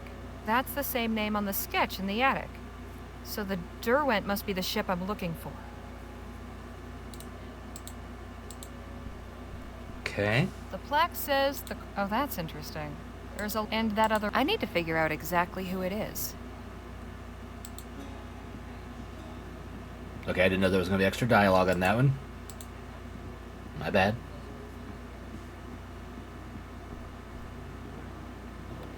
There's an empty bottle and a note in here. I'll take the note. Captain Boylan, I recommend taking 1 nitroglycerin tablet per day and avoiding overexcitement. Dr. Francois. Okay. Evocative scene. So there's nothing else in here.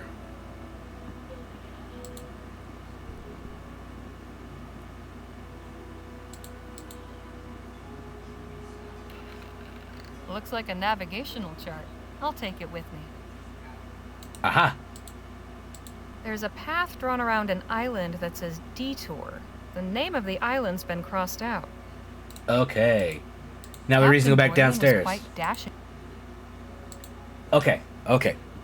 We got the navigational charts, and we had the map downstairs in the cellar. So, we'll go down there and compare notes. I hit the wrong thing. Good job, me. Clicked off screen.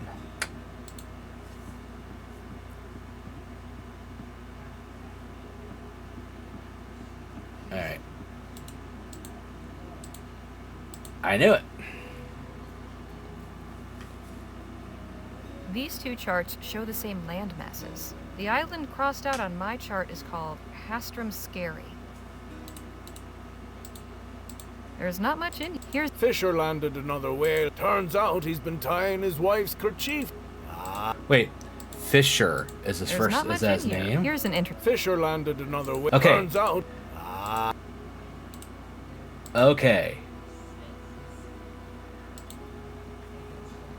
I got some stuff, but we're still missing a few things.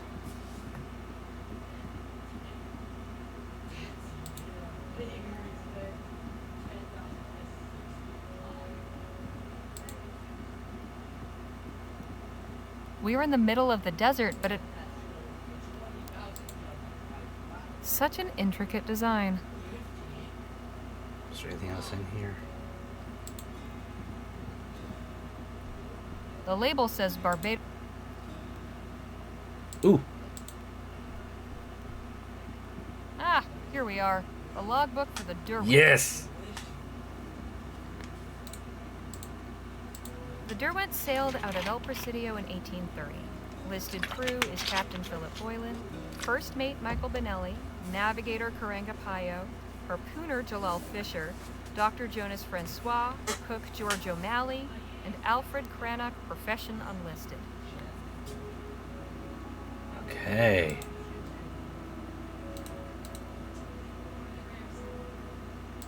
Alright, let's head back up. Because there's nothing else I can look for around here.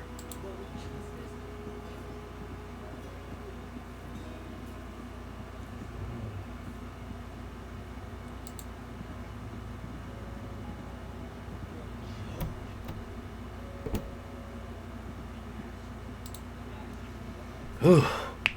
Ow. My fingers. Ooh, they were stiff.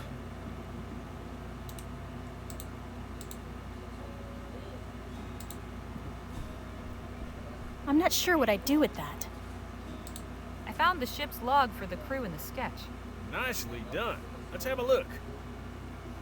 Alright, so we've got a first mate, navigator, harpooner, doctor, cook, and artist.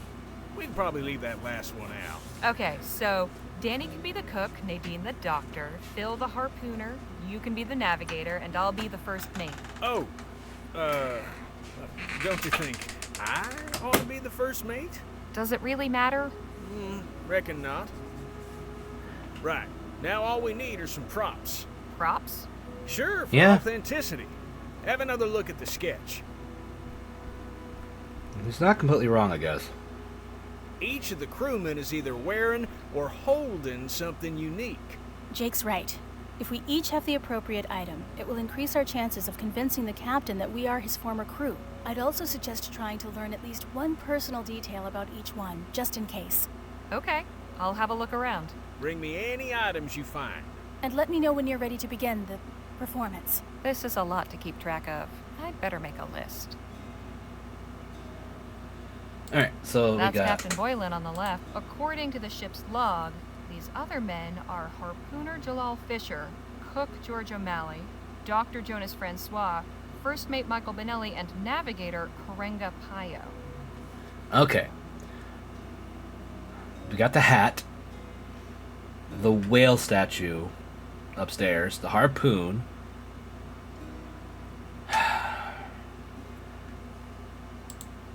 Alright, let's go have a look. I'll have to figure it out. Some of these I don't know. But we'll get there.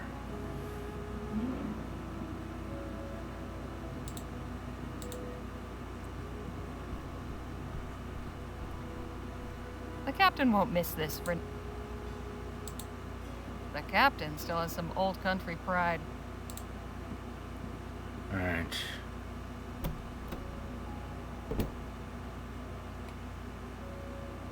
See if there's anything in here.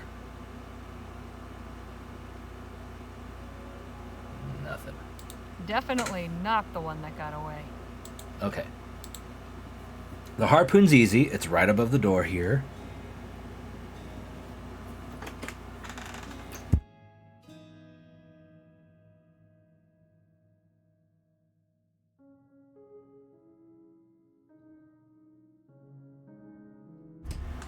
Sorry.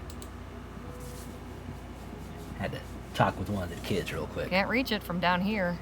Oh, for fuck's sake. I could reach it with the poker and not... I'd better find a safer way.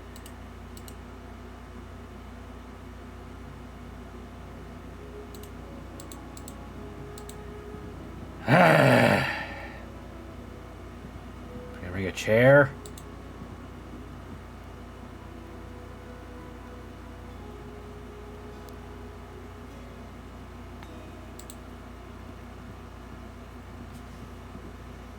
Okay. Okay. Is there in the kitchen like a stool that can step up on?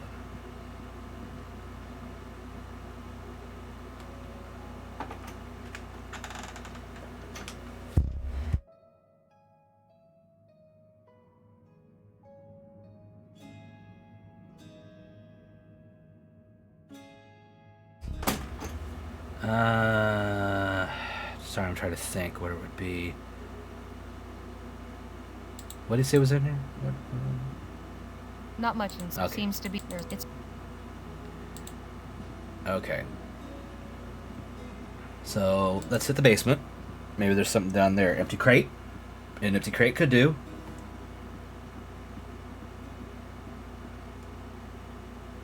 Stool. There we go.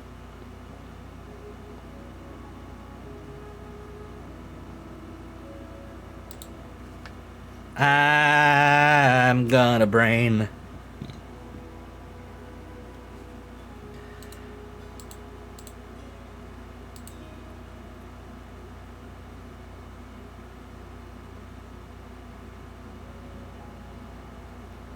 Okay.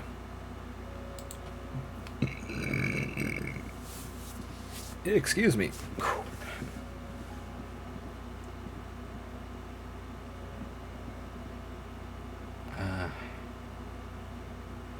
Over here. It's the one with the whale. It's been carved with a.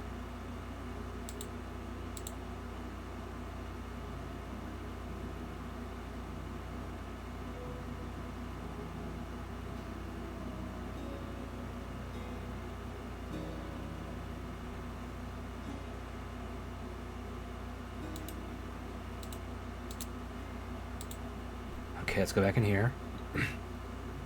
Telescope. Hat.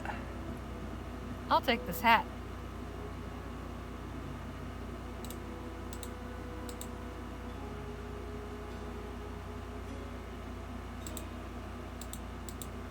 Okay.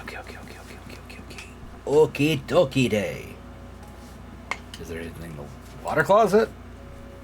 The WC, the head, the This is the loo. water closet. You never know. People keep important shit in there.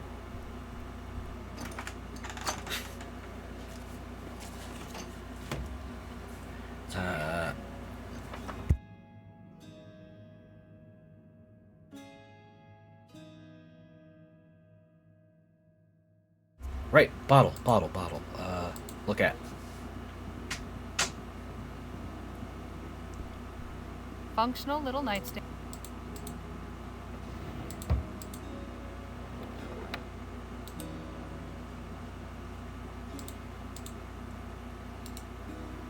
Damn, okay.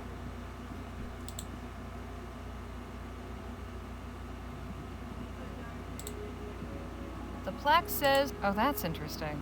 And that looks like First Mate Benelli. They must have been shipmates. Okay.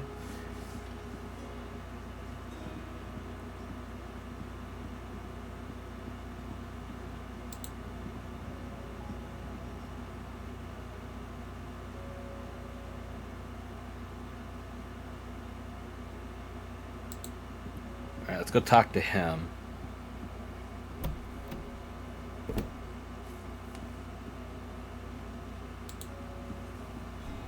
Because we don't have everything yet. But I'm going to keep looking.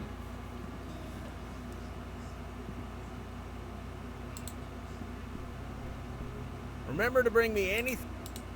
Okay. A spyglass for Navigator Pio. Great.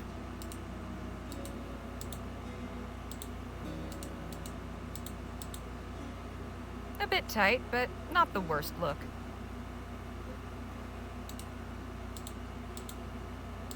Here, this is the hat First Mate Benelli wore. Perfect. I'll hang on to it. Okay. Here's a carved whale tooth for Dr. Francois. This one's you, Miss Redbird. I'll take a look at the picture real quick. That's Captain Boylan on the left. According to the ship's log, these other men are harpooner Jalal Fisher, cook Georgia. Okay.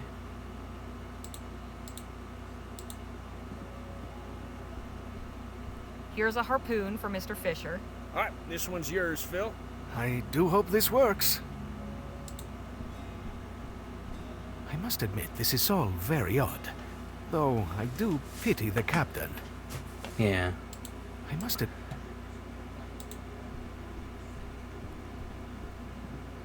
Poor Captain Boylan.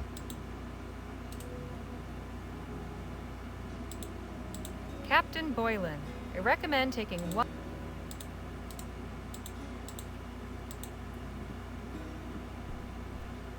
Seems like handy information to know.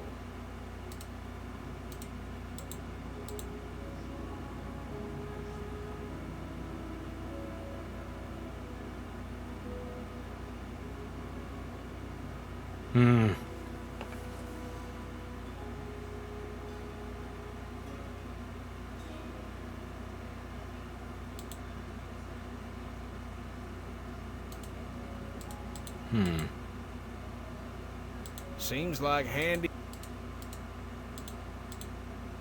Interesting find. I'm sure. A sketch cap. What's this? Captain Boylan's purse. I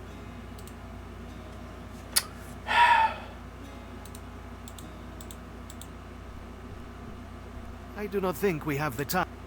Damn it. Am I forgetting something? I don't have a prop for him. For a cook.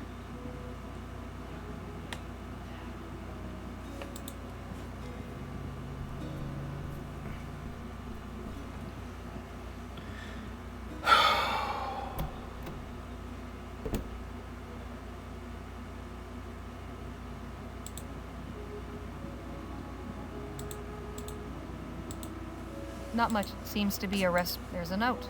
Your favorites. Told you they were simple to make. It's initialed G-O-M.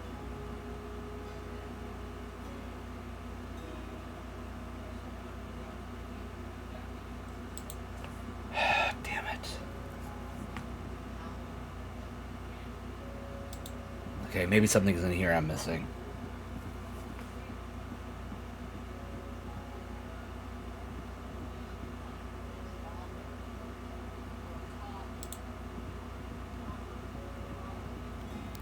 Agentum.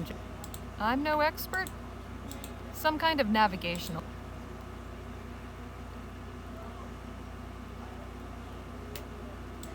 Classical dialogue. Atlases, travelogue. Hey, how you doing, Onk? Yeah. Naval history. Twitch seems to be being Twitch tonight. It's been having some weird connection issues on chat on my end too a little bit. A bust of some lady in a helmet. What am I missing? Oh my god, I need an item still. What am I missing? What is there still? Is there anything in the basement that I'm missing?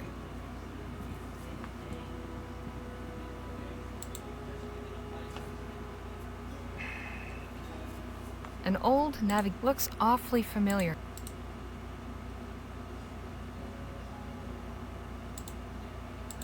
What am I missing? I need a prop for that.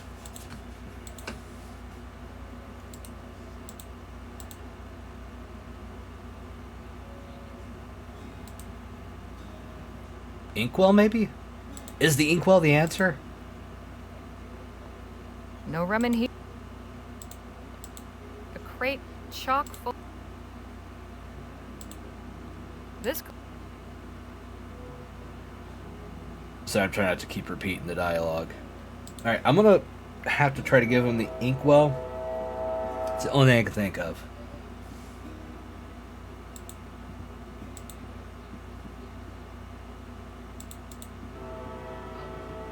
And we got a train a-coming.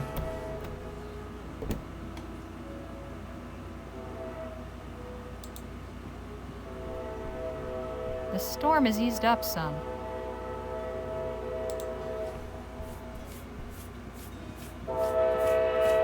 Jesus. Alright, inkwell. I found this inkwell and quill. Should work for drawing O'Malley's tattoo. Ah. Right. I'll hold on to this thing until it's time.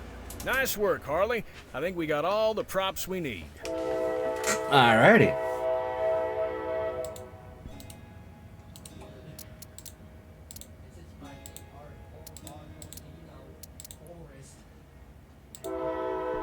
Jesus Everything Christ, ready go to through. Keep in mind, we'll likely only get one chance at this.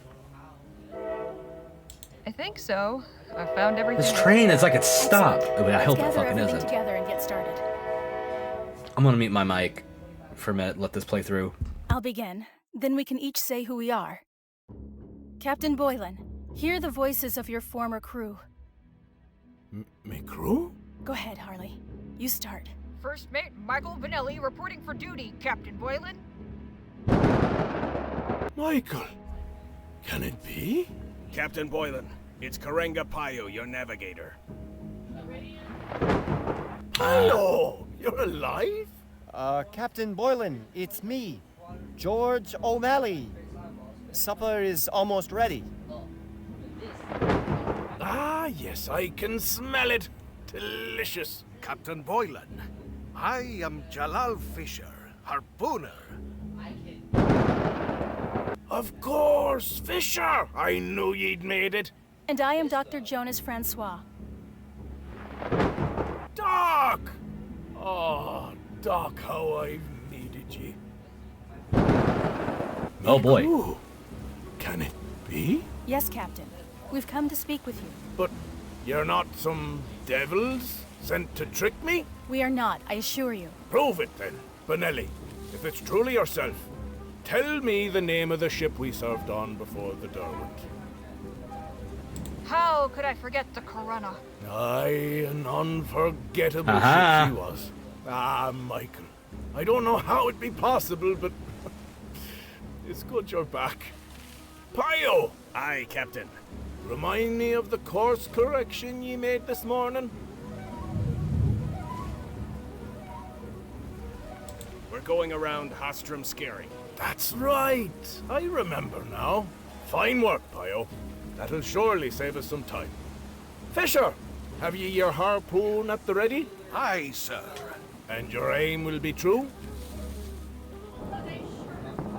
Yes, I have my wife's lucky kerchief tied to the handle. Ah, good. Then our hunt is sure to succeed. O'Malley? Sir? I believe I know that delicious scent. But remind me what it is you're making. Why, your favorite, of course. Sea biscuits. As I suspected. I can hardly wait for a taste. Captain, I recommend you take it easy. Why is that, Dr. Francois?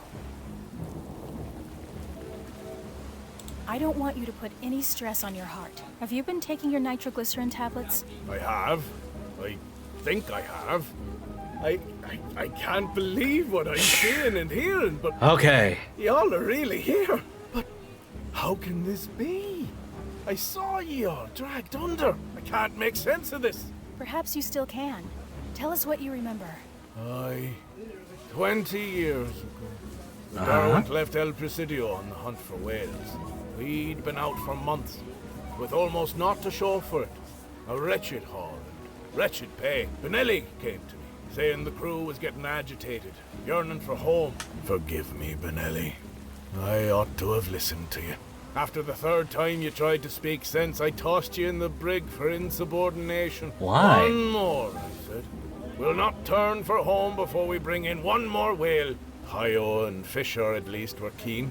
I saw the signs, but didn't want to believe them. Didn't want to turn back. But there was a devil of a storm brewing. He brought us down. Poor Benelli. Locked in the brig. To drown like a rat. And the rest of ye didn't stand a chance once the ship turned over. Brave, brave Fisher. You saved me life when it ought to have been me what went down with the Derwent. Ah, lads. That night's been eating away at me for 20 years. How I wish I could go back. How I wish I could make things right.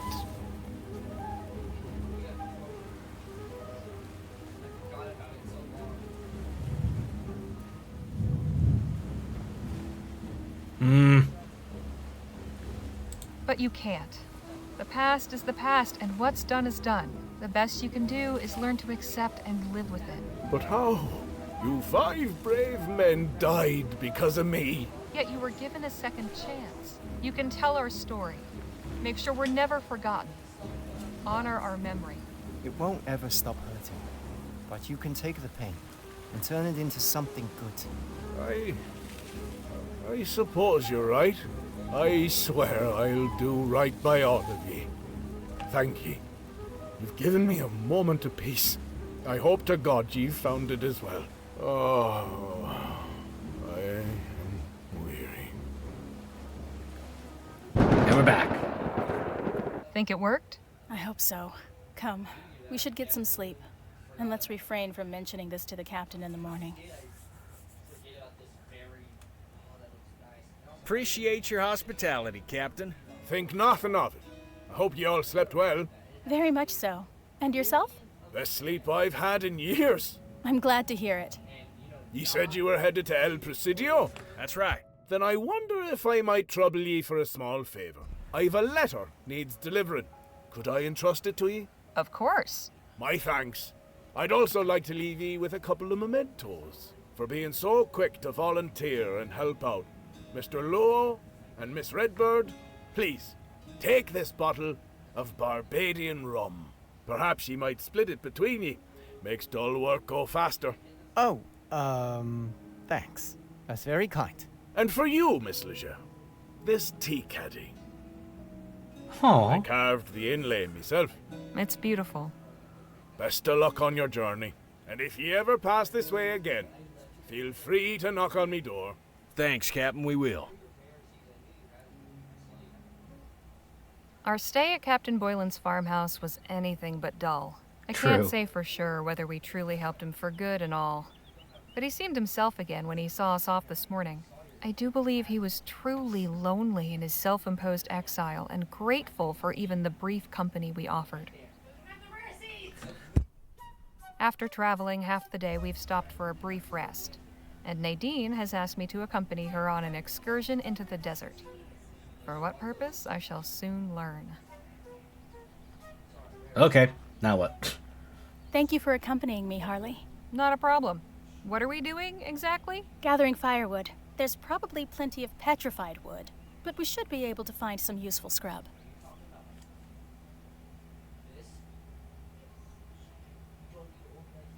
All right, let's get to it then. Right.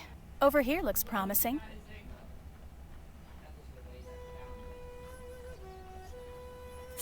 Okay. See what this is. Someone dropped their flask here. Well, I'm gonna go ahead and pick it up then. Whew, that is some strong-smelling stuff. We can use it as an accelerant.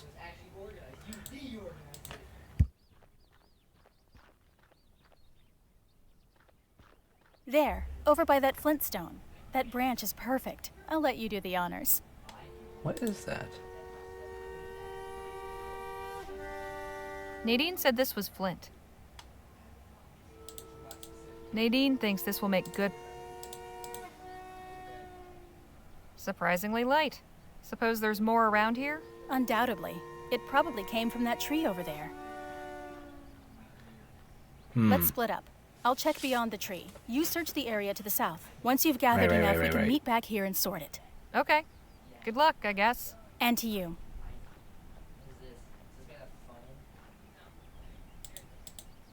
Let's go and pick this up.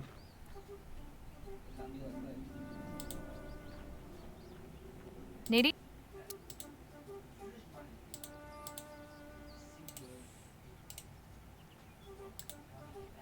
It's addressed to the Widow Bonelli. There's no specific address. It just says El Pre... Ah. It's a beautiful wooden box with an inlaid scrimshaw carving. Says it's from Ceylon. There's some tea in here. It's got a nice fruity aroma.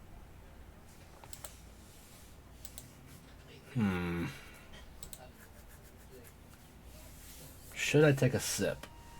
I don't know if I should. Probably a very bad idea. I'll go this way.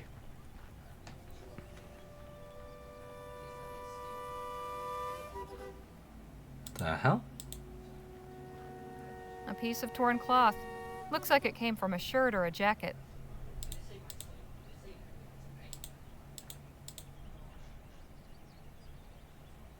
Haha. This branch isn't going anywhere without coaxing.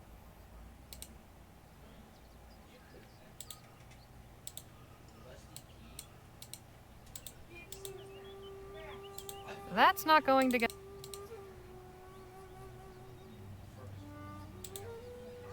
Aha. That's not going. Okay, maybe I'll go up ahead farther.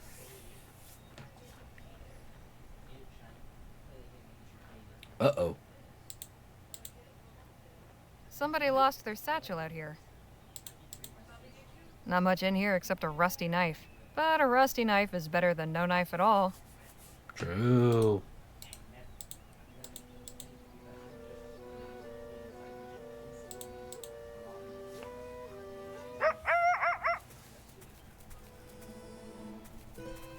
Damn it!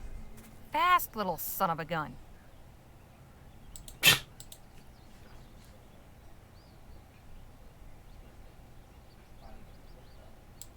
Alright. Almost had another one.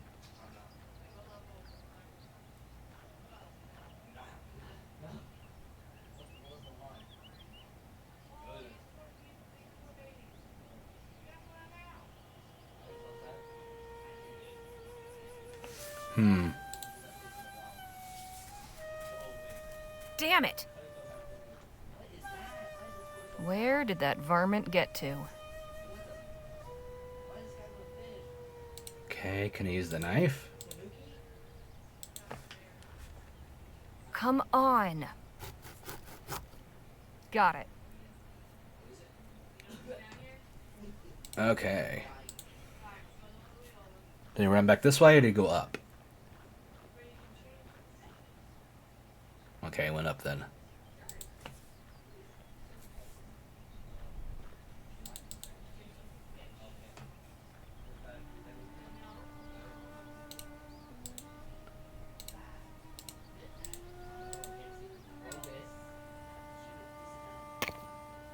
Nothing. Guess banging rocks together doesn't actually make fire. Well, I wasn't trying to do that. Come on, damn it. Sparks. Good to know I can start a fire if I need to.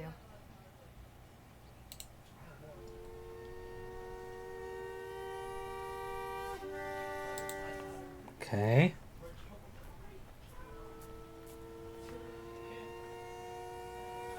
Well, well, look who it is.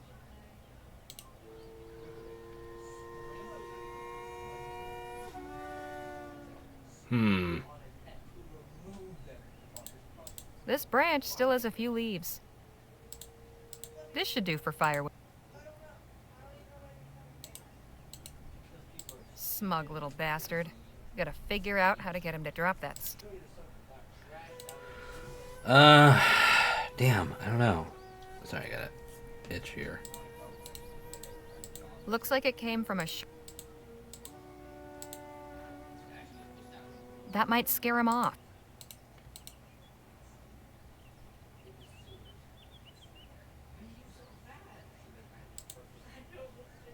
It's got a... That might scare him. I don't know what the fuck else to do.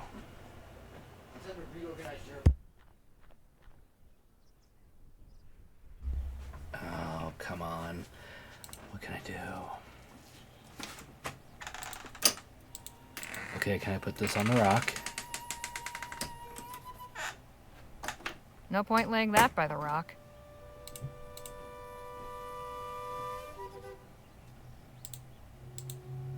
No point laying that by...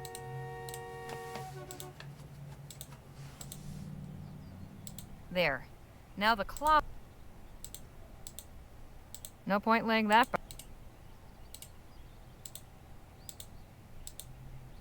I'd rather not cut that. Sparks. Good to know. Okay, there's...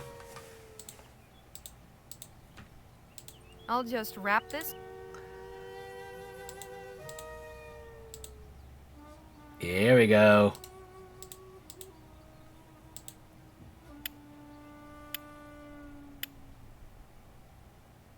Fantastic. And now we're ready.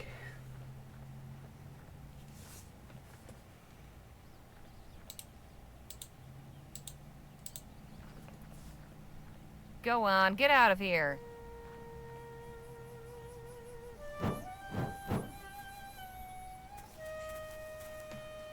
That's right. Leave me the offering. Nadine's never going to believe what I went through to get this. Right, that should be enough. Now to find Nadine. It sounds like you went to some lengths to gather that rope. Yeah. All things considered, it could have been worse. I hope we got enough. I think so. Your efforts haven't gone unrewarded. You said a coyote ran off with one of the branches? Yeah, sneaky little thing.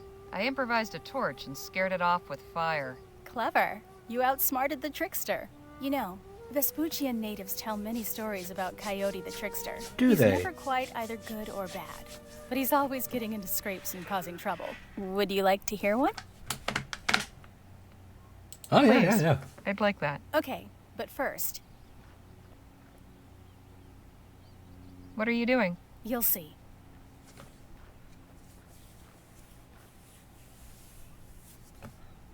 Now then,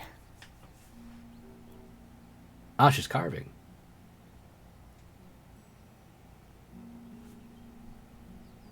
Coyote went to visit Kingfisher because he was out of food.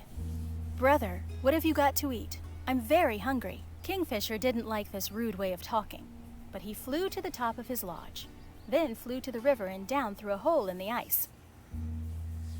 He came back up with many fish. The two ate until their bellies were full, and Coyote went home. Uh-oh. The next day, Coyote climbed up onto the roof of his lodge. "What are you doing up there?" asked his wife. "Why, you know I've done this before. I'm getting food for our supper." Coyote jumped off the roof, down to the river, but he missed the hole and broke his neck and was killed. Oh my god. Kingfisher, who had been nearby, walked over to where Coyote was.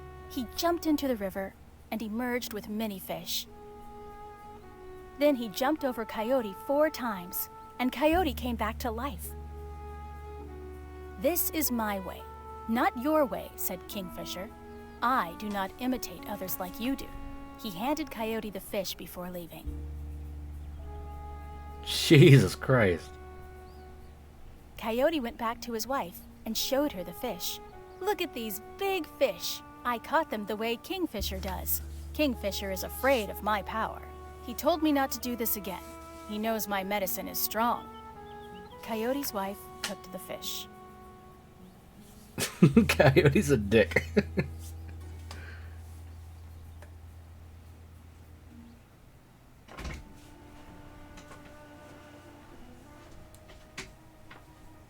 Wow, that's a hell of a tale. I always found it rather compelling. Yeah, really. Did you learn that from the author? No. There was some storytelling around the fire, bits of gossip I picked up, that sort of thing. But their most sacred myths are private. Not for outsiders. Not for me. So where did you hear the story? Actually, I read it in a book. Myths and Legends of the Native Vespuccians. Dr. Sedgwick bought it from a traveling bookseller. I think he was of two minds about giving it to me. On the one hand, I know he considered it frivolous heathen claptrap.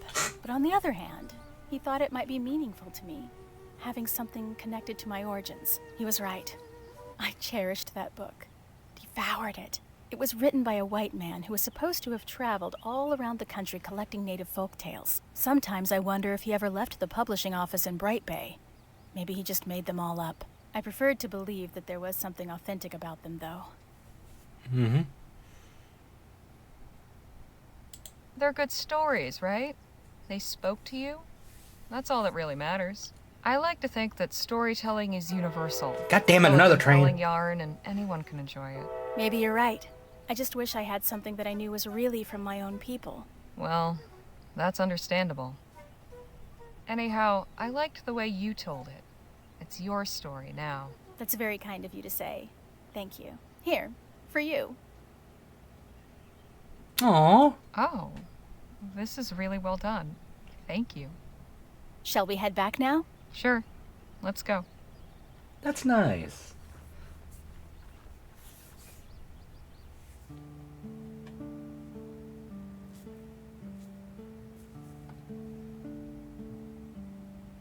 I'm really liking these like little side stories as we're going through.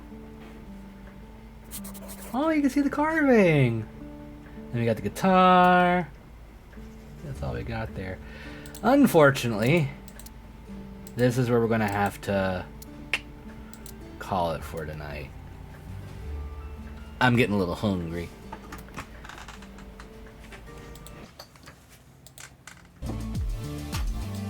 So, man, that was fun. I'm glad we're getting a little further along in the story. Though I spent too long on that stupid puzzle with the fucking switch and the date and everything. It pissed me off, but we got it. You getting munchy too? Yeah, it's 6:38 where I'm at. You know, time and everything is. It's relative, and I'm relatively hungry. So, thanks, Dragon Emperor. I appreciate it. Don't go anywhere too fast. We're gonna raid out to somebody here in a minute, but before that, we're gonna say our goodbyes to the highlight peoples. And then we're going to find someone to raid. So, highlight people, thank you so much for hanging out with us. I hope you enjoyed yourselves. If you have, be sure to drop a follow right here at twitch.tv/Xandros if you haven't already. Also, don't forget to check out the other places I'm at here on the internet. We've got Blue Sky, where I tend to post and, you know, chat and stuff like that sometimes, just day-to-day stuff and when I go live. You can also join the Discord server, hang out with myself and some other cool people. Also, when I go live, I announce there. We do Doctor Who hangout things on Mondays. Usually we either listen to an audio drama or watch an episode of the classic or modern era.